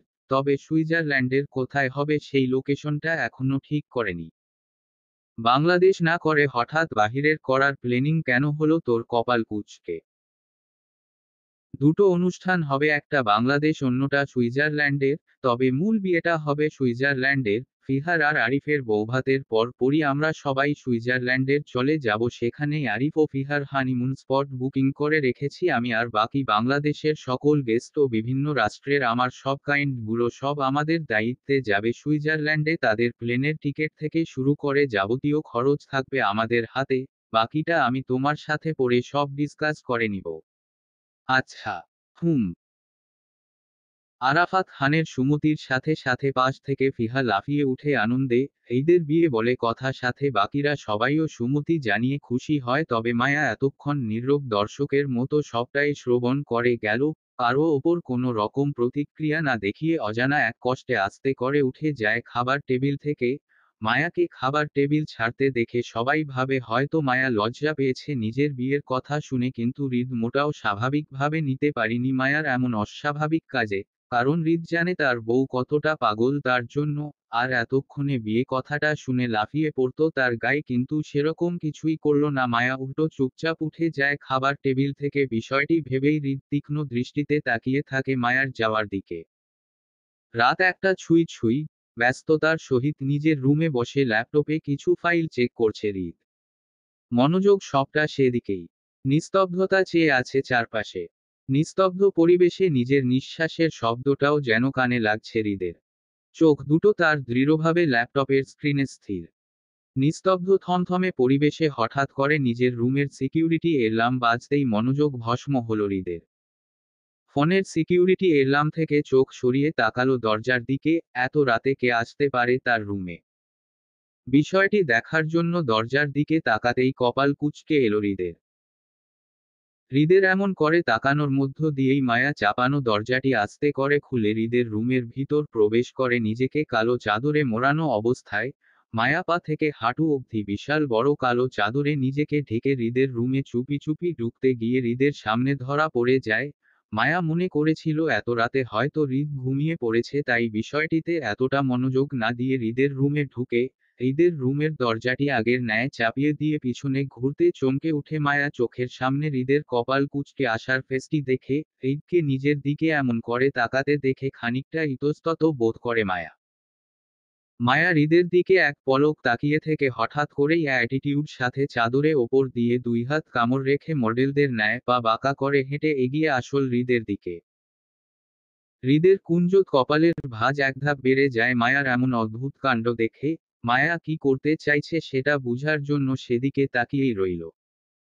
মায়া খুব কষ্টে স্টাইল করে হেঁটেও হৃদের কোনো রকম হেলদোল বা প্রতিক্রিয়া দেখতে না পেয়ে যায় সে।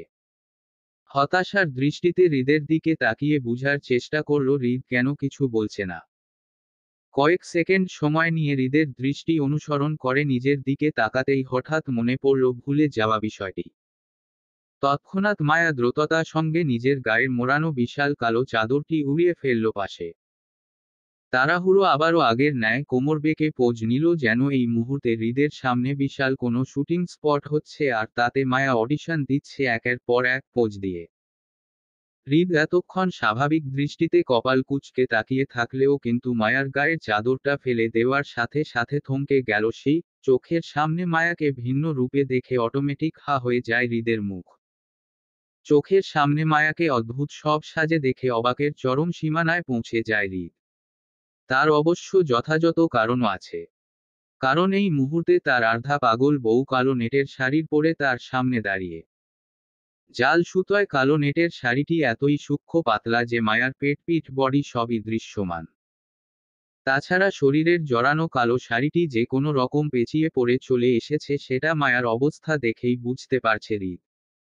আর কিছুক্ষণের মধ্যে হয়তো শাড়িতে মায়ার পা বেজে সম্পূর্ণ শাড়িটি খুলে নিচে জলাঞ্জলি হয়ে যাবে নিশ্চিত।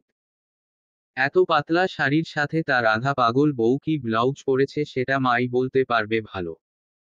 কারণ হৃদ এই মুহূর্তে বুঝতে পারছে না তার বউ যেটা পরে আছে সেটা আদৌ ব্লাউজ নাকি অন্য কিছু। মায়ার সাদা কাঁধে ওই একটু করে চিকন ফিতার দেখা ছাড়া আর কিছু চোখে পড়ছে না হৃদের। পিঠের পিছনেও দুটো ফিতাই দেখাই পেল হৃদ।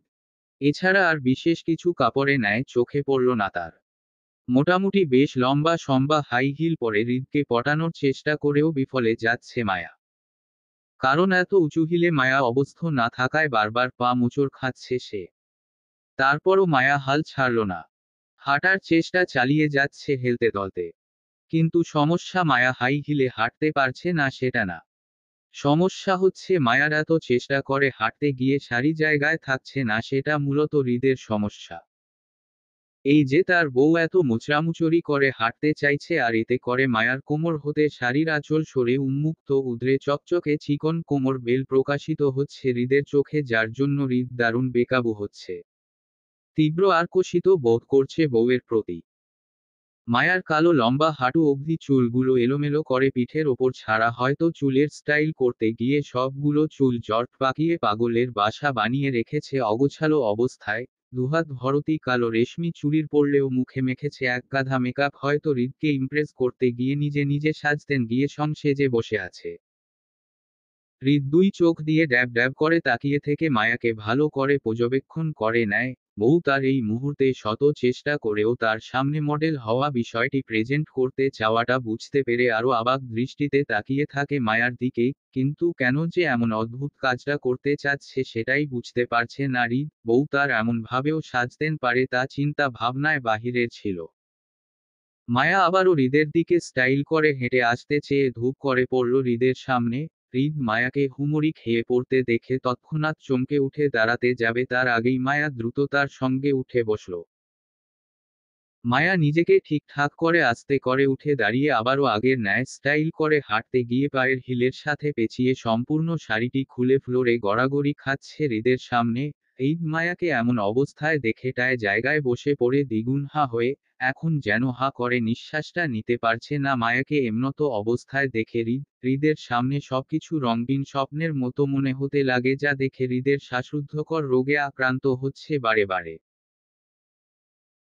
হৃদের সামনে মায়ার শাড়িটি খুলে পড়তেই মায়ার চোখ তুলে হৃদেকে এক পলক দেখেই আবার শাড়িটির দিকে তাকায়, রাগে দুঃখের গাল ফুলাতে ফুলাতে হঠাৎ করে ভ্যা ভ্যা শব্দের কান্না করে বসে জোরে জোরে। 4 ঘন্টা যাবৎ নিজেকে একা একা সাজিয়ে হৃদের সামনে নিজেকে সুন্দরী রমণীর প্রেজেন্ট করতে গিয়েও বিষয়টি ভালো করে করতে না পারায় তার ওপর হৃদ সামনে এইভাবে শাড়িটি খুলে পড়ার মায়ার আর কষ্টে নিজেকে শান্ত রাখতে পারিনি, সাথে সাথে শব্দ করে কান্না করে বসে। মায়ার কান্না ধ্যান ভাঙ্গে হৃদের পড়ে দ্রুত তার সঙ্গে এগিয়ে আসে, মায়াকে কান্না করতে দেখে দুহাতে মায়াকে জড়িয়ে ধরে নিজের সাথে সান্ত্বনা দিতে থাকে। মায়া কিছুক্ষণ হৃদের বুকে মাথা রেখে কান্না করে ভেজা গলায় হিচকি তুলে বলে উঠে, আমাকে আর সুন্দর দেখাবে না, আপনিও আমাকে ছেড়ে চলে যাবেন এখন। মায়ার এমন কথায় হৃদ চমকে উঠে হৃদ মায়াকে নিজের বুকের থেকে তুলে সামনে দাঁড় করার পরে কপাল কুঁচকে তাকিয়ে থেকে বলে উঠে, তোমাকে সুন্দর না দেখালে আমি কেন তোমাকে ছেড়ে চলে যাব, আমি আর আমার এমনটা পছন্দ তোমাকে কে বলেছে? হৃদের এমন কথায় মায়া হিচকি তুলে কান্না করতে করতে বলে উঠে, কেউ বলেনি, তবে আমি দেখেছি নিজের চোখে। মায়ার এমন কথায় দৃঢ়ভাবে সন্দেহ দৃষ্টিতে তাকিয়ে থেকে বলে উঠে, কি দেখছো, আর কোথায় দেখলে শুনি? দেখেছি তো আমার ফোনে ছবিগুলো একটা মেয়ের সাথে, তাই তো আমি আপনার জন্য এমন করে সেজে এসেছি। মায়ার এমন কথায় দৃঢ়ভাবে সন্দেহ দৃষ্টিতে তাকিয়ে থেকে কপাল কুঁচকে বলে উঠে, কি দেখছো, আর কোথায় দেখলে শুনি? হিচকি তুলে কান্না করতে করতে বলে উঠে, হুম্মম দেখেছি তো আমার ফোনে আপনার ছবি অনেকগুলো একটা মেয়ের সাথে, তাই তো আমি আপনার জন্য এমনটা সেজে এসেছি এখানে সুন্দর লাগার জন্য। কিন্তু দেখুন আমাকে আর সুন্দর লাগছে না, সবটা খুলে গেছে এখন। মায়ার এমন কথায় চমকে উঠে হৃদ। লাস্ট কিছু দিন যাবৎ ব্যস্ত থাকায় মায়ার ফোন চেক করা হয়নি হৃদের। এখন হৃদ মায়া মুখে এসব কথা শুনে দ্রুত তার সঙ্গে মায়াকে টায় জায়গায় দাঁড় করিয়ে নিজের ল্যাপটপ চেক করতে চলে যায়। এই নিজের ল্যাপটপে বসে মায়ার ফোনের সবকিছু চেক করতে লাগে, কারণ হৃদ অনেক আগের থেকে মায়ার খবর রাখার জন্য সবকিছু হৃদের ল্যাপটপে ও ফোনে সেট করে রাখা, যেন মায়া কোনো রকম পালিয়ে যেতে না পারে হৃদ থেকে, আর পালিয়ে গেলেও যাতে হৃদের কাছে সব খবর থাকে। হৃদ মনোযোগ সহকারে মায়ার ফোনের সবগুলো ওয়েবসাইট চেক করতে থাকে, চোখে ঘুরাতে ঘুরাতে হঠাৎ করে একটা ওয়েবসাইটে হৃদের চোখ আটকিয়ে যায়। সেখানে একটা আননোন নাম্বার থেকে মায়াকে মেসেজ করা, মেসেজ অপশনে ক্লিক করতেই সেখানে হৃদের চোখের সামনে নিজের কতগুলো নেগেটিভ ছবি দৃশ্যমান হয়। সেই ছবিগুলো দেখেই রাগে চোখ মুখ শক্ত হয়ে আসে হৃদের, রাগে এক হাত মুষ্টি বদ্ধ করেই রক্ত চক্ষের তাকিয়ে থেকে সবগুলো ছবি একের পর এক দেখতে থাকে হৃদ। ছবিগুলোতে হৃদের সাথে অন্য একটা মেয়ে খুব বাজে ভাবে ল্যাপটে আছে একে অপরের সাথে। হৃদের সাথে মেয়েটির অন্তরঙ্গের ছবি, এইগুলো যা পাঠানো ব্যক্তিটি এডিটিং করে লাগিয়েছে প্রফেশনাল এডিটার দিয়ে। কারণ হৃদ কোনো কালেই কোনো মেয়ের সাথে শারীরিক সম্পর্কে যায়নি, আর এখন তো যাওয়ার প্রশ্নই আসে না বউ থাকতে। তবে মেয়েটি দেখে মনে হচ্ছে বিদেশি নারী, আর পরনে ড্রেসটাও আজকে মায়ার মতোই ড্রেস পরা। হয়তো মাই এই ছবিগুলো দেখেই এমনটা সেজে উপস্থিত হয় হৃদের সামনে হৃদকে ইমপ্রেস করার জন্য।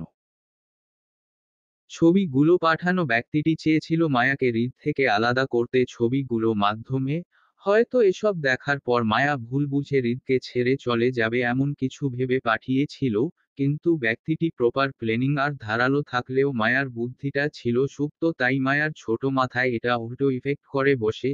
তাই তো মায়া নিজেই এমনটা সেজে চলে আসে হৃদকে ইমপ্রেস করতে। ভেবেছে হৃদের মডার্ন মেয়ে পছন্দ, কিন্তু হৃদের কোনো কালেই মডার্ন মেয়ে পছন্দ ছিল না বলেই মায়াকে এসব কিছুর থেকে অনেকটাই দূরে রাখত হৃদ সবার অগোচরে। হৃদ ছবিগুলো মনোযোগ সহকারে দেখে নিয়ে আসিফকে কল করে, পরে আসিফকে সম্পূর্ণ বিষয়টি খুলে বলে সাথে এটাও বলে দেয় যে আগে আসিফকে কি করতে হবে, কারণ তার কলিজায় হাত দেওয়াটা তো এতটাও সহজ নয়। বউ নিয়ে গেম খেলাটা মোটেও হৃদের পছন্দ নয়, কিন্তু অচেনা ব্যক্তিটি ভুল সময় ভুল জায়গায় হাত দেওয়াটা বুঝাবে হৃদ, তাই আসিফের কি কি করণীয় সেটা বলেই ফোন কেটে দেয় হৃদ। পরে কিছুক্ষণ দম ধরে নিজেকে শান্ত করে মায়ার দিকে তাকায়। মায়াকে টায় আগের জায়গায় দাঁড়িয়ে কান্না করতে দেখে উঠে এগিয়ে যায় হৃদ, বউকে দুহাতে জড়িয়ে ধরে নিজের বুকের মধ্যে রেখে গভীরভাবে আস্তে করে বলে উঠে, বউ আমার, তার ভালোবাসা আমার, আর সেই বউকে ছেড়ে দেওয়া আমার পক্ষে সম্ভব নয়। তাই আমার বউ চাই, তার ভালোবাসাটাও চাই, সবটাই প্রয়োজন আমার। আর আমি আমার বউকে ভালোবাসাব, সবার চিন্তা ভাবনায় বাহিরের। বউ বললেও আমি তাকেই ভালোবাসবো, না বললেও তাকেই ভালোবাসবো। বউ আমার ভালোবাসা, স্বপ্ন ছোঁয়া, আমার লাগামহীন পাগলামোর প্রত্যক্ষ সাক্ষী। আমার তুমিটাই খুব পছন্দ, তুমি যেমন তেমনটাই আমার চাই, কারো জন্য তোমাকে চেঞ্জ হতে দিব না আমি কোনো কালেই নয়। তোমাকে নিয়ে আমি আমার সবটা সাজাতে চাই, তাই তোমাকে আমার চাই চাই সারা জীবন জন্য। হৃদকথাগুলো বলেই মায়াকে নিজের বুক থেকে তুলে সামনে দাঁড় করাই। মায়া তখনও কান্না করছিল, ফ্যাচ ফ্যাচ শব্দ করে হৃদের সামনে। এই দুহাতে গাল আঁকড়ে ধরে মায়ার চোখে পানি মুছে দিয়ে আবারও প্রশ্ন সিক্ত কণ্ঠে বলে উঠে, বউ তুমি এসব ডেসা পেলে কোথায় বলো তো, কারণ তোমার কাছে তো এসব নেই, আর যদি বাহির থেকে কোনো কিছু আনতে তাহলে সেটা সবার আগে আমিই জানতাম। কিন্তু তুমি তেমন কিছুই করনি, এখন বলো তুমি এসব কাপড় জুতা কই পেলে। মায়া হৃদের এমন কথায় নিজের কান্নাটা কিছুটা কমিয়ে দিয়ে নাক টেনে হিচকি তুলতে তুলতে বলে উঠে, ফিহা থেকে নিয়েছি পারার জন্য। মায়ার কথায় হৃদ ভ্রু কুঁচকে বলে উঠে, তুমি বলেছ আর ফিহা এমনই এমনই তোমাকে দিয়ে দিল। তো নিজের জিনিস কাউকে দেয় না, তাহলে তোমাকে দিল কিভাবে শুনি। হৃদকে ভ্রু কুঁচকাতে দেখে মায়া নিজেই কান্না সিক্ত নাকটা মুছতে মুছতে বলল, দিতে চাইনি তো, আমি বুদ্ধি খাটিয়ে নিয়েছি।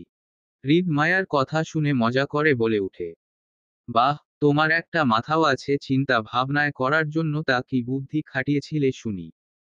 হৃদের এমন কথার মানে বুঝতে না পেরে আবারও মায়া বলে উঠে, ফিহা আমাকে কিছু দিতে চাইনি প্রথমে, পরে আমি ওকে বলেছি আমাকে শাড়ি জুতো না দিলে আমিও ওকে আরিফ ভাইয়া বউ হতে দিব না, বিয়ে ক্যান্সেল করে দিব। এটা বলতেই ফিহা সব দিয়েছে আমাকে। আমিও চুপচাপ সবগুলো নিয়ে চলে এসেছি আপনাকে দেখানোর জন্য, কিন্তু দেখুন না কিছু দেখাতে পারিনি আপনাকে, তার আগেই আমার শাড়িটা খুলে পড়ে গেছে নিচে, ঠোঁট উল্টিয়ে কান্না চেপে ধরে। হৃদ মায়াকে কষ্ট পেতে দেখে আবারও মায়াকে জড়িয়ে ধরে বাঁকা হেসে মজা করে বলে উঠে, আমি কিন্তু সবটা দেখে নিয়েছি বউ, বাকি যেটা আছে ওটা না হয় আরো কিছু দিন পরে দেখবো, আজ এতটুকুই থাক কেমন। নাকি তুমি আজকেই সবটা দেখাতে চাও, দ্বিতীয় বিয়ে করার আগেই আমি কিন্তু রাজি আছি তুমি চাইলে। হৃদের দুষ্ট কথা মিষ্টি হাসে মায়া, পরে হালকা নড়েচড়ে ওঠে, নরম হয়ে আসা গলায় বলে উঠে, উহুম, কিন্তু আপনি আমাকে ছেড়ে যাবেন না তো কখনো অন্য কাউকে পেয়ে। মায়ার এমন কথা মানে বুঝতে পারে হৃদ, এখনো হৃদকে নিয়ে মায়ার ভিতরের অনেকটাই ভয় কাজ করছে, আর হৃদ সেই ভয়টা কাটানোর জন্য বলে উঠে, যাব না কখনো ছেড়ে, প্রমিস। আর ওই ছবিগুলো আমি পাঠিয়েছিল তোমাকে, আসলে দেখতে চেয়েছিলাম আমার বউ আমাকে কতটা ভালোবাসে সেটা দেখার জন্য, তবে তুমি যে আমাকে এতটা ভালোবাসবে এমনটা সেজেগুজে সেটা আমার চিন্তা ভাবনায় বাহিরের ছিল। আচ্ছা বউ, একটা কাজ করো, তোমার হাতের ফোনটা আমাকে দিয়ে রাখো কিছু দিনের জন্য, তোমার নিজের বিয়ে আর আরিফের বিয়ের শেষ হলে আবার নিয়ে যেও। ফোনটার জন্য তুমি ভালো করে এনজয় করতে পারবে না বিয়েতে, আর তুমি যাতে ভালো করে এনজয় করতে পারো নিজের বিয়েতে সেই জন্য বলা আর কি। আচ্ছা। কথাগুলো শেষ করে হৃদ মায়াকে জড়িয়ে ধরা অবস্থায় দুষ্টুমি করে বলে উঠে, আচ্ছা বউ, তোমার সব কথাই তো আমি শুনলাম, এবার না হয় তুমি আমার কথাগুলো শুনো। চলো না এবার বাসর তাও করে ফেলি, বিয়েটা না হয় পরেই করে নিলাম, কি বলো। হৃদের এমন কথায় মায়া খানিকটা লজ্জায় সিটিয়ে যেয়ে নড়েচড়ে ওঠে, আস্তে করে বলে উঠে, উহুম, আমি রুমে যাব। মায়াকে নড়াচড়া করতে দেখে হৃদ আরো শক্ত করে নিজের সাথে চেপে ধরে বলে উঠে, কি উহুম, এখানে আসার সময় মনে ছিল না? এখন চুপচাপ দাঁড়িয়ে থাকো আর দেখো কি হয় আগে। না, দেখবো আগে কি হয়, আমি রুমে যাব আগে। মায়ার এমন কথায় হৃদ পাল্টা উত্তরে বলে উঠে, বললেই হলো নাকি তুমি এখানে এমনটা সেজে অর্ধ উলঙ্গ হয়ে আমার সামনে আসতে পারবে আর আমি কিছুই করতে পারবো না? এটা তো ঘুরো অন্যায়। আমি তো আমার বউকে এমনই এমনই ছেড়ে দিতে পারি না। বউ তো এখন আমার চাই চাই। মা। মায়ার বাকি কথাগুলো শেষ করার আগেই হৃদ বেশ শক্ত করে মায়ার কোমর চেপে ধরে, মায়ার ঠোঁট সাথে নিজের ঠোঁটে চেপে ধরে আকস্মিকভাবে। মায়ার হৃদের এমন আকস্মিক ঘটনায় তাল সামলাতে না পেরে সাথে সাথে নিজের দুই পা উঁচু করে হৃদের টি শার্টের কলার চেপে ধরে নিজের দুহাতে আর আবেশে নিজের দুই চোখ বন্ধ করে নেয়। গভীর রাত, ছাদের ওপর খোলা আকাশে নিচে মন্ত হয়ে বসে আয়ন, চারপাশে ঘুটঘুটে অন্ধকারে ছেয়ে আছে আয়নের জীবনের মতো। হঠাৎ মায়া পরিবর্তন, আয়নকে ছেড়ে চলে যাওয়া কিছুই মেনে নিতে পারছে না আয়ন। তাই তো বিগত কয়েকদিন ধরেই আয়ন ইচ্ছা করেই মায়ার সামনে পড়ছে না, লুকিয়ে বেড়াচ্ছে পরিবার ও মায়া থেকে। আর আয়ন পরিবারকে বলেছে সে কিছুদিন যাবত একটু কাজের চাপে আছে, তাই লেট হচ্ছে বাড়িতে আসতে। আয়নের এই মিথ্যাটা আয়নের মা-বাবাকে বিশ্বাস করাতে পারলেও বিশ্বাস করাতে পারিনি হেনা খান ও আরাফ খানকে। হেনা খান আর আরাফ খান জানে আয়নের ফিলিংস সম্পর্কে, তারা এটাও জানে মায়া হৃদকে চাই, হৃদও মায়াকে চাই। সবচেয়ে বড় কথা, হৃদ মায়াকে ভালোবাসে আর হৃদ যা একবার চাই তা কখনো কারো জন্য স্যাক্রিফাইস করে না, সেটা ওর নিজের ভাই হোক না কেন তা হৃদের দেখার প্রয়োজন বোধ করে না। আর এখন তো নিজের বউ বলে কথা, এমনই এমনই ছেড়ে দিবে সেটা কোনো কালেই হবার নয়। তাই হেনা খান ও আরাফ খান দুজনই আয়নকে এই বিষয়ে কিছু না বলে একা ছেড়ে দিয়েছে আয়নকে, কারণ আয়ন গম্ভীর মুখের মানুষ, তাকে বুঝানোর প্রয়োজন নেই, নিজ দায়িত্বে সবটা বুঝবে নিজে নিজেই। হয়তো একটু সময় লাগবে, তারপরও ঠিক বুঝবে আয়ন। কিন্তু যদি কেউ আয়নকে বুঝাতে যায় মায়ার বিষয়ে, তো এতে বিপরীত কিছুও হতে পারে, আয়ন বিষয়টা না বুঝে উল্টো রিয়েক্ট করে বসতে পারে। তাই কারণ হেনা খান ও আরাফ খানও দায়ী আয়নের এমন অবস্থার জন্য। ওনারা দুজনই আয়নের ফিলিংস সম্পর্কে জেনে আয়নকে সুমতি দিয়েছে মায়াকে ভালোবাসার, আর আজ তারা আয়নের কথা বলতে পারছে না হৃদের ভয়। আয়ন রাতের আবছা আলোয় নিশ্চুপে আকাশে দিকে তাকিয়ে থেকে নীরবে চোখের জল পড়ছে। আয়নের এত কষ্টটা কাকে বুঝাবে, কে শুনবে আয়নের মনে শত কষ্টগুলো। আয়নের এখন নিজেকে বড্ড অসহায় মনে হচ্ছে। সে তো কখনো জীবনে কাউকে ভালোবাসতে চায়নি, তারপরও ভালোবাসাটা হঠাৎ করেই চলে আসে, এখন আবার চলে গেছে। আর এখন সেই ভালোবাসার থেকে দূরে থাকতে হচ্ছে তাকে। এই কষ্টটা যেন গুইয়ে গুইয়ে চলছে আয়নের ভিতরে। আয়নের এমন অশ্রু বিসর্জন সময় হঠাৎ করে আয়নে পাশে কেউ বসে পড়ে নীরবে।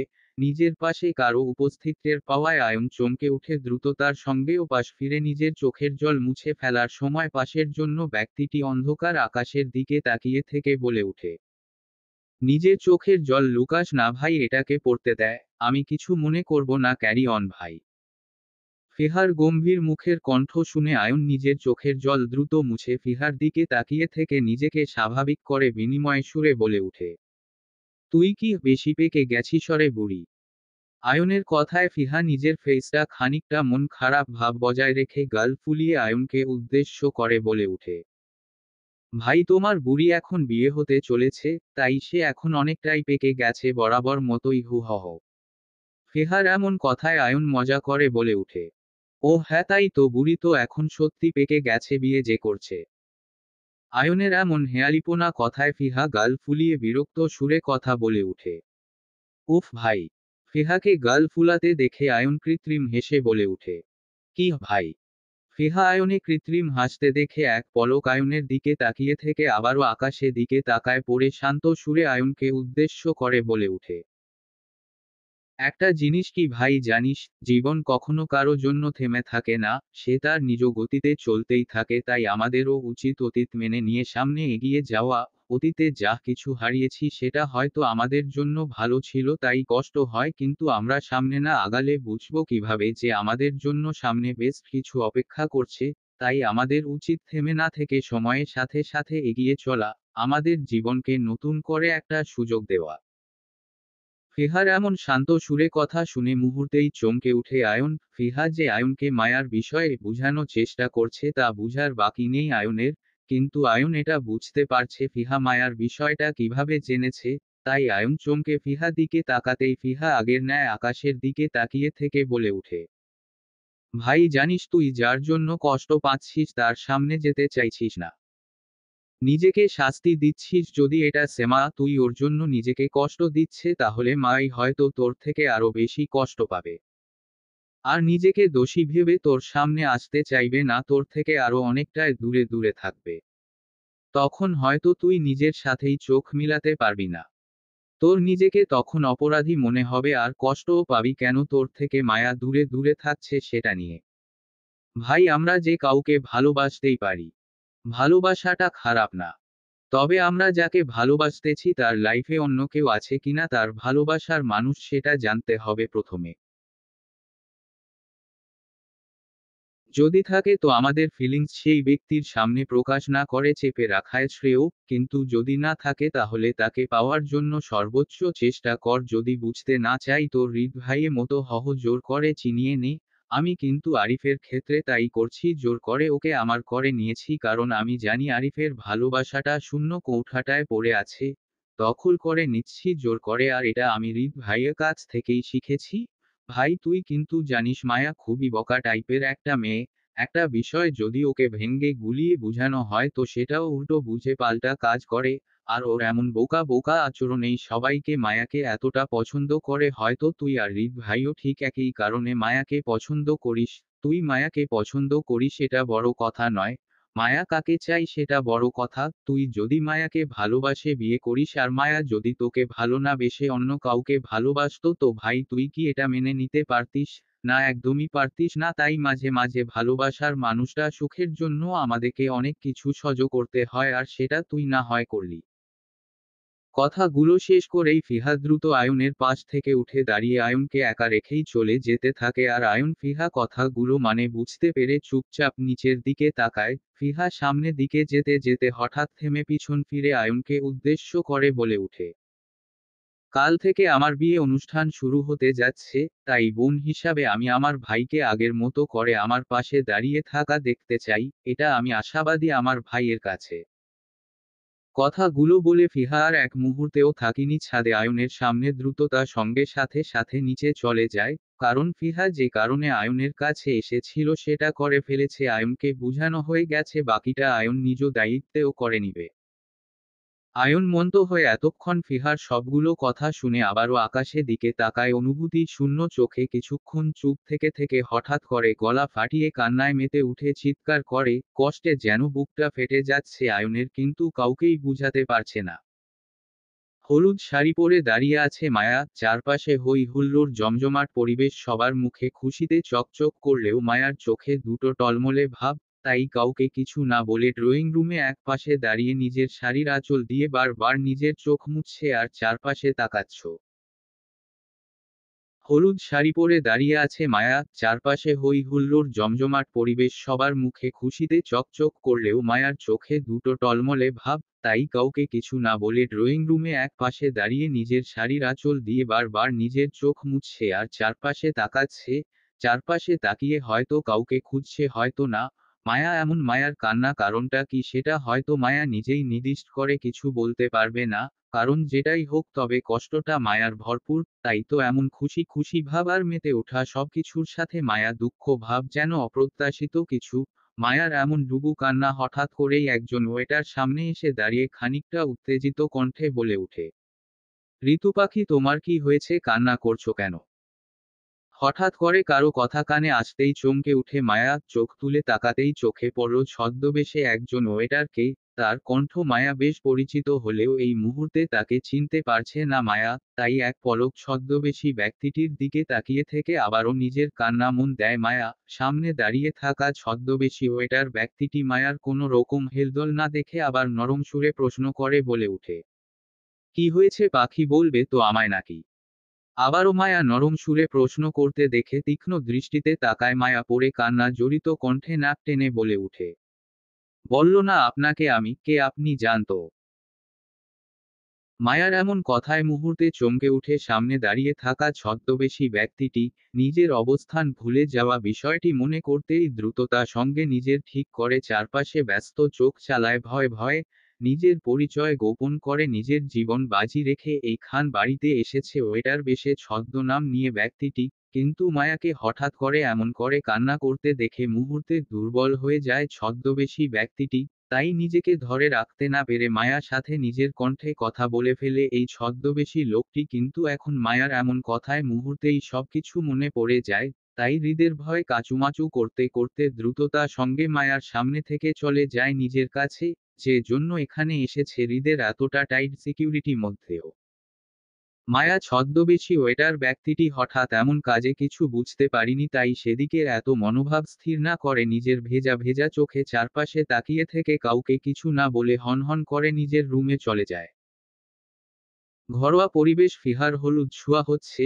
ফিহার বিয়ের আয়োজন বেশ বড়সড় না করলে এতটা ছোট হচ্ছে না। খান বাড়ির সবাই জাঁকজমক করে অনুষ্ঠান করতে চাইলেও আরিফের কথা চিন্তা করে থামতে হয় তাদের। কারণ আরিফের সাধ্য অনুযায়ী খান বাড়িতে আয়োজন করা হয়েছে, ফিহাও তাই চাই। আরিফের সামর্থ্য অনুযায়ী তাদের বিয়েটা হোক ঘরোয়া পরিবেশ। এতে কারণ কোনো রকম আপত্তি নেই, যেখানে ফিহার কোনো কিছু চাওয়ার নেই তাই অন্য কারো কিছু বলার নেই। ফিহার হলুদ ছোঁয়া অনুষ্ঠানে ফিহা সকল বিদেশি ফ্রেন্ড উপস্থিত, কারণ ফিহার তাদের স্পেশাল ভাবে দাওয়াত করে বাংলাদেশে এনেছে। তাই আপাতত খান বাড়ির বন্ধু মহলটা জাঁকজমক হয়ে উঠেছে। আর সেই বন্ধু মহলের সাথে সমান তালে মেতে উঠে আছে মাও।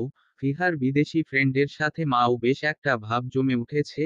তাই আপাতত বন্ধু মহলে কারো কোনো রকম সমস্যা না থাকলেও মায়া খানিকটা অন্য মস্কোর কিছু কারণ বশত, কিন্তু সেটা কি তা এখনো পর্যন্ত মায়া কাউকে কিছু বলেনি, হয়তো বলার সুযোগ হয়ে ওঠেনি তাই। হই হুল্লোড় সাথে সবাই একে একে ফিহাকে হলুদ ছুঁয়ে দিয়ে হলুদের পর্বটা শেষ করে এখন ফিহার মেহেদি পর্ব শুরু করে। ফিহার হলুদ সন্ধ্যায় খান বাড়ির সবাই আয়ন সহ উপস্থিত থাকলেও হৃদকে কোথাও দেখা যায়নি। হয়তো কোথাও ব্যস্ততা সহিত কাজ নিয়ে পড়ে আছে। আর আয়ন হলুদ সন্ধ্যায় উপস্থিত থাকলেও মায়া থেকে বেশ খানিকটা দূরে দূরে থাকছে প্রথম থেকেই। মায়া আয়নের সাথে বেশ কয়েক কথা বললেও আয়ন ব্যস্ততা দেখিয়ে মায়াকে এড়িয়ে গেছে বরাবরই মতোই। এতে করে মায়া মন খানিকটা ক্ষুণ্ণ হলেও মায়ার মনে না বলা কথাগুলো চাপা পড়ে যায় সেই ক্ষুণ্ণতার মাঝে। এত কিছুর মাও কেউ একজন অপলক দৃষ্টিতে বারবার তাকিয়ে থেকে মায়াকে দেখেই চলছে। মায়ার চারপাশে থেকে সেই ওয়েটার বেশে ছদ্মবেশী লোকটি মায়াকে লক্ষ্য করেই চলছে।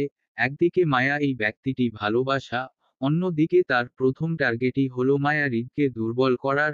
এত কিছুর মাঝে একটাই তার, যে করেই হোক হৃদ থেকে ওর সবকিছু কেড়ে নিয়ে হবে, আর সেটা প্রথম ধাপটায় হবে মায়া। ছদ্মবেশী লোকটি খান বাড়ি এক ড্রয়িং রুমের এক পাশে দাঁড়িয়ে শীষ বাজাতে বাজাতে এক পলকে খান বাড়ির সবাইকে দেখে নিয়ে একটা চেয়ারে ওপর আরাম করে বসে বাঁকা হেসে হৃদকে উদ্দেশ্য করে নিজেই নিজেই বলে উঠে, বসো, খুব বাজে ভাবে ফেসে গেছিস তুই। এখন যা, তোর কাল তা আমার, পারলে এখন নিজের প্রিয়তমার সাথে পাওয়ারকে রক্ষা করে দেখা। কথাটা বলেই চেয়ারে নিজের গা এলিয়ে দিয়ে মায়ার দিকে এক দৃষ্টিতে তাকিয়ে থাকে। কিছুক্ষণ তাকিয়ে থাকের হঠাৎ করেই উঠে বসে উত্তেজিত সাথে পড়ে আবারও নিজে নিজেই বলে উঠে, যদি আমরা বিছানো জাল থেকে হৃদ হয়ে যায় তো সবটা শেষ হয়ে যাবে। হ্যাঁ, হৃদ ওয়ার্ল্ড মাফিয়া কিং ওর দ্বারা সবই সম্ভব। কিন্তু আমিও হার মানব না। গত 2 বছর ধরে আমি হৃদকে নিয়ে গবেষণা করে এই জালটা বিছিয়েছি, এত সহজে হার মানব না। আর যদিও এমন হয় তো। কথাগুলো ভেবেই ছদ্মবেশী লোকটি মায়ার দিকে তাকায়, পড়ে মায়ার দিকে তাকিয়ে থেকে চোখ মুখ শক্ত করে দাঁতে দাঁত চেপে ধরে বলে উঠে, তাহলে ওর বেঁচে থাকা কারণটা আমি মেরে দিব। আমি মলি নয় যে সহজে হার মেনে যাব।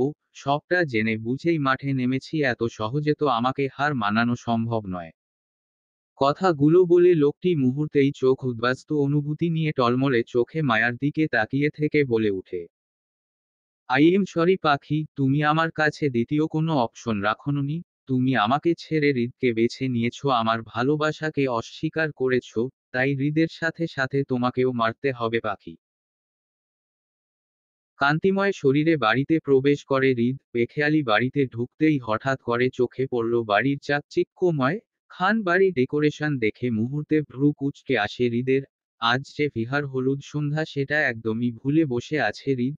সারাদিনের কাজের চাপের জন্য কিছু মনে নেই তার, তাই সবকিছু মনে করে ড্রয়িং রুমে ঢুকে কান্তিময় শরীরে চারপাশে চোখ বুলিয়ে নিজের বউকে খুঁজে চলছে হৃদ।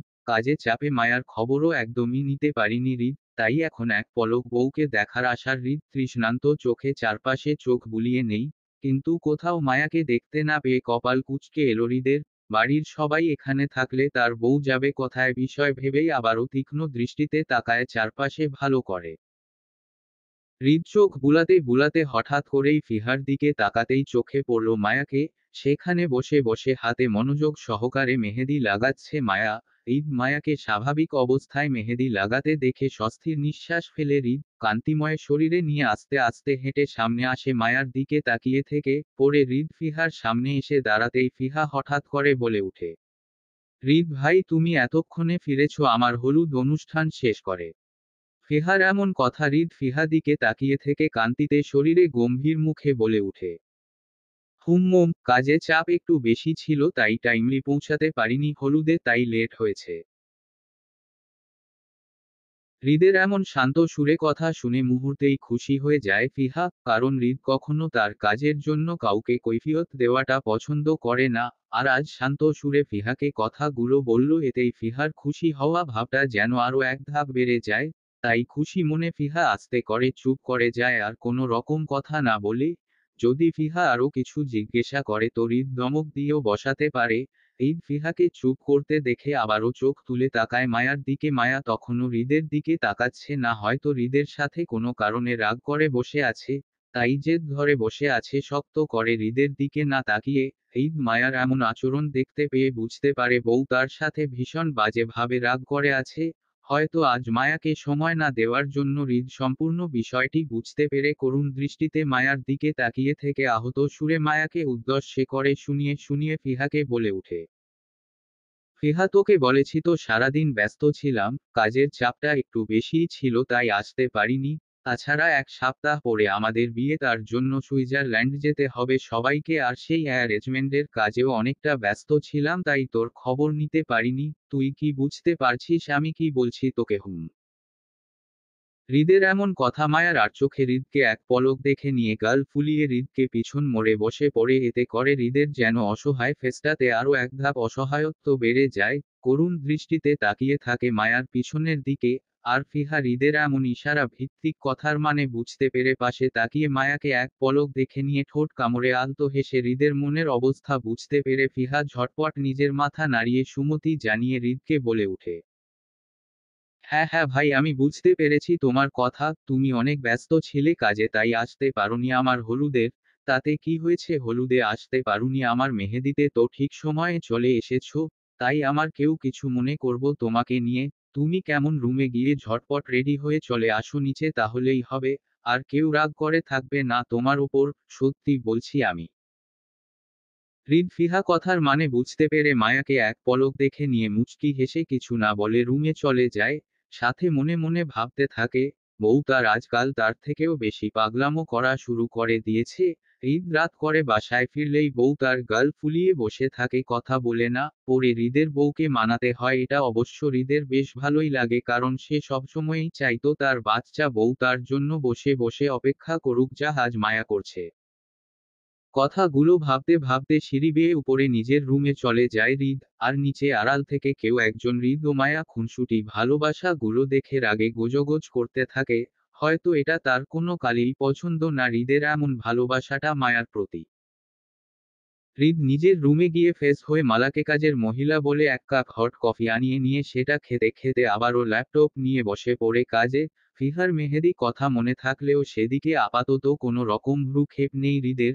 এখন মূলত হৃদের হাতে প্রচুর পরিমাণে কাজ জমা পড়ে আছে তাই আপাতত অন্য কিছু মনোনিবেশ করতে পারছে না সে। আর হৃদের এই ব্যস্ততা কেউ একজন বিশাল বড় সুযোগ হয়ে দাঁড়িয়েছে, সেটা হৃদের অজানা। হৃদ মনোযোগ সহকারে ল্যাপটপ নিয়ে কাজ করতে থাকে কারণ কিছুদিন পর হৃদ ও মায়ার বিয়ের জন্য হয়তো কাজ করতে পারবে না, সেই জন্য আগের থেকেই হৃদ তার সবগুলো অফিসিয়াল কাজ গুছিয়ে রাখছে যাতে তার অনুপস্থিত কোনো রকম ঝামেলা সৃষ্টি না হয়। ঈদ মনোযোগ সহকারে ল্যাপটপ নিয়ে কাজ করতে করতে হঠাৎ করে কান্তিতে ঘুম পেয়ে যায় তার। ঈদ অনেকটা টায়ার্ড থাকার কারণে আস্তে করে সোফার মধ্যেই নিজের গা এলিয়ে দিয়ে ঘুমের রাজ্যে পাড়ি জমায় ঈদ। হৃদ মায়াকে নিয়ে খান বাড়ির বাগানে দাঁড়িয়ে আছে। হৃদ ব্যস্ততা সহিত ফোনে কথা বলছে বাগানের একপাশে দাঁড়িয়ে দাঁড়িয়ে। আর মায়া হৃদের পিছনে বাগানের মধ্যে উচ্চ স্বরে হাসি হাসি এদিক ওদিক ছোটাছুটি করছে আনন্দ উৎফুল্লতা হয়ে। নিজের খুশিতে লাফাতে লাফাতে হঠাৎ করেই চিৎকার করে মাটিতে লুটিয়ে পড়ল মায়ার। মায়ার চিৎকার কানে আসতেই হৃদ চমকে উঠে দ্রুত পিছন ফিরতেই চোখে পড়ল মায়ার লুটিয়ে পড়া দেহটা মাটিতে। কি হয়েছে দেখার জন্য হৃদ দৌড়ে মায়ার কাছে যাওয়ার জন্য এগোতেই চোখে পড়ল একটা কালো বিষাক্ত সাপ মায়াকে চুবল মারতে। সাপটি দেখে সাথে সাথে স্তব্ধ হয়ে দাঁড়িয়ে পড়ে জায়গায় হৃদ, কারণ এই বিষাক্ত কাল সাপ ছুবল দিলে মানুষ বাঁচানো কারো পক্ষেই সম্ভব নয়। এদের এমন বেখেয়ালি পুনার জন্য মায়াকে সাপে ছুবল মারতে পেরেছে। যদি হৃদ পিছন ঘুরে ফোনে কথা না বলতো তাহলে হয়তো হৃদ দেখতে পেত সাপটি মায়াকে ছুবল মায়ার আগে। মায়ার শরীর কাল সাপের ছোবলের সাথে সাথে নীলবন ধারণ করে। মাটিতে লুটিয়ে পড়তেই মুখ দিয়ে পেনা বের হতে লাগে। ঈদ মায়ার এমনত অবস্থা দেখে আবারও দৌড়ে মায়ার কাছে আসতে যাবে তার আগেই সাপটি আবারও মায়ার মাথা বরাবর চলে যায় ছুবল মারার জন্য। এটা দেখে হৃদ আবারও প্রাণপণ দৌড় লাগায় মায়াকে বাঁচানোর জন্য, কিন্তু তার আগেই আবারও সাপটি মায়ার কপালে তার বিষাক্ত ছুবল মেরে চলে যায় জায়গা ছেড়ে।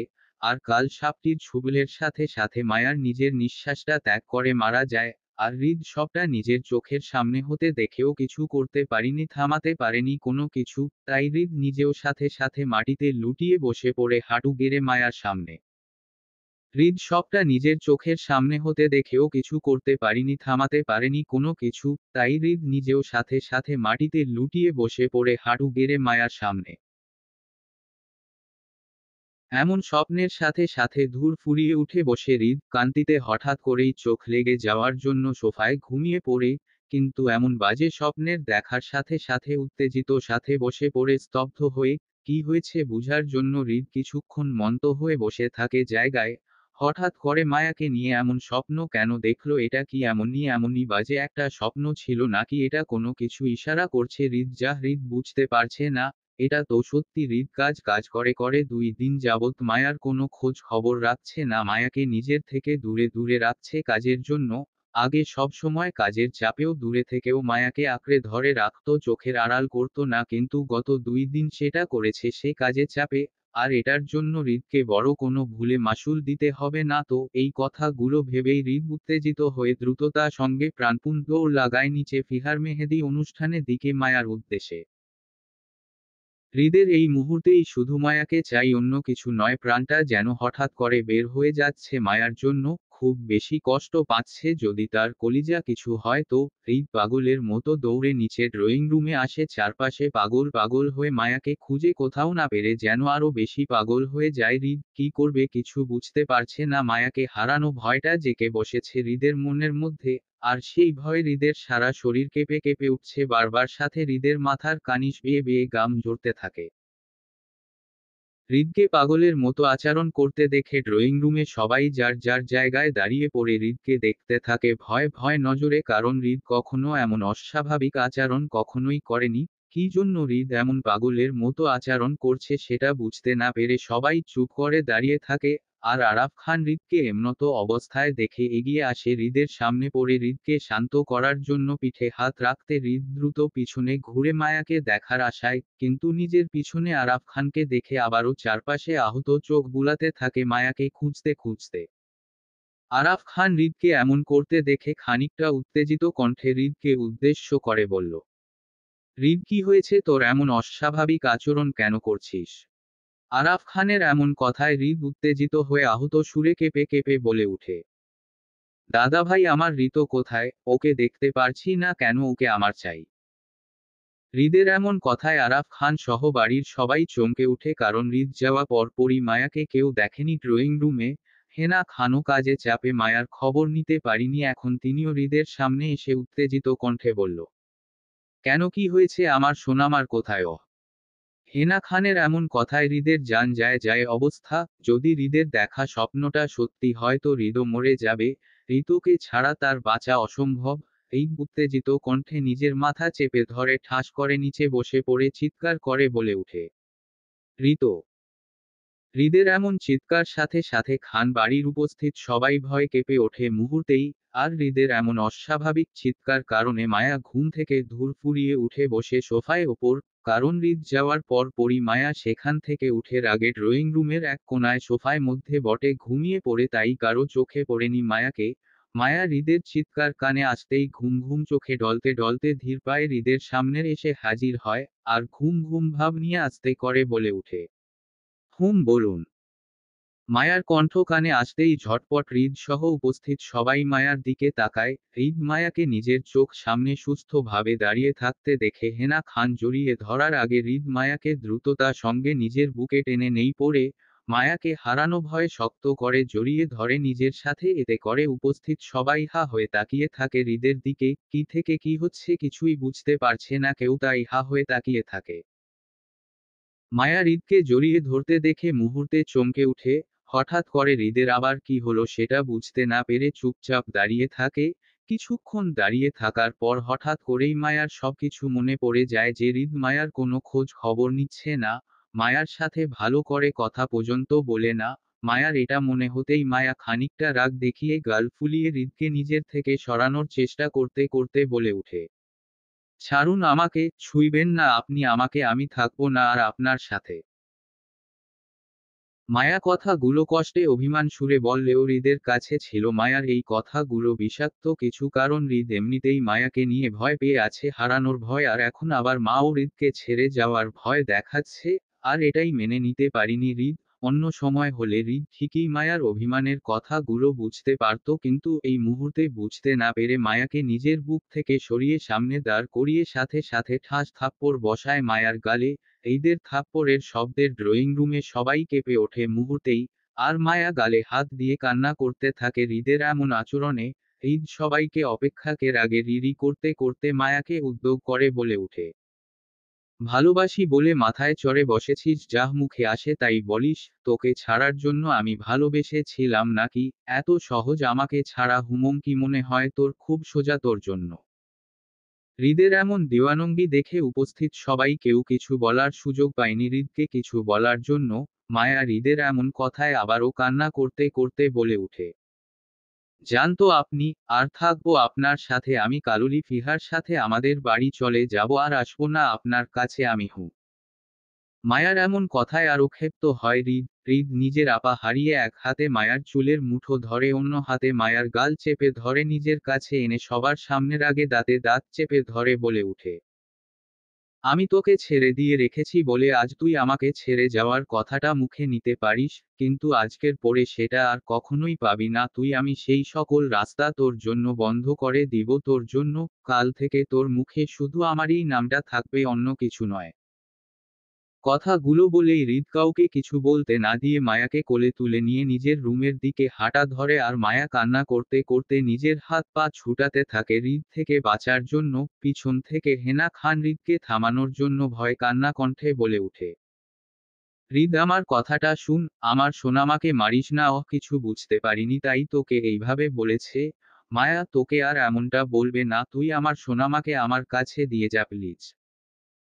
কথায় গুলো বলতে বলতে হেনা খান হৃদের পিছন পিছন যেতে নিবে, তার আগেই আরাফ খান হেনা খানের পথে আটকায় হৃদের পিছনে যাওয়ার থেকে পড়ে হেনা খানকে সান্ত্বনা দিয়ে বলে যে হৃদ মায়াকে কোনো রকম কষ্ট দিয়ে আঘাত করবে না এটা নিয়ে নিশ্চিতে থাকতে, আর ওদের দুজনকে কিছুটা সময় একা ছেড়ে দিতে। আরাফ খানের এমন কথা হেনা খান কিছুটা শান্ত হয়ে যায়, হৃদ যাওয়ার দিকে করুণ দৃষ্টিতে তাকিয়ে থাকে। চলবে। গল্প দেওয়ানা আমার ভালোবাসা। লেখিকা রিক্তা ইসলাম মায়া। ১০ম পর্ব।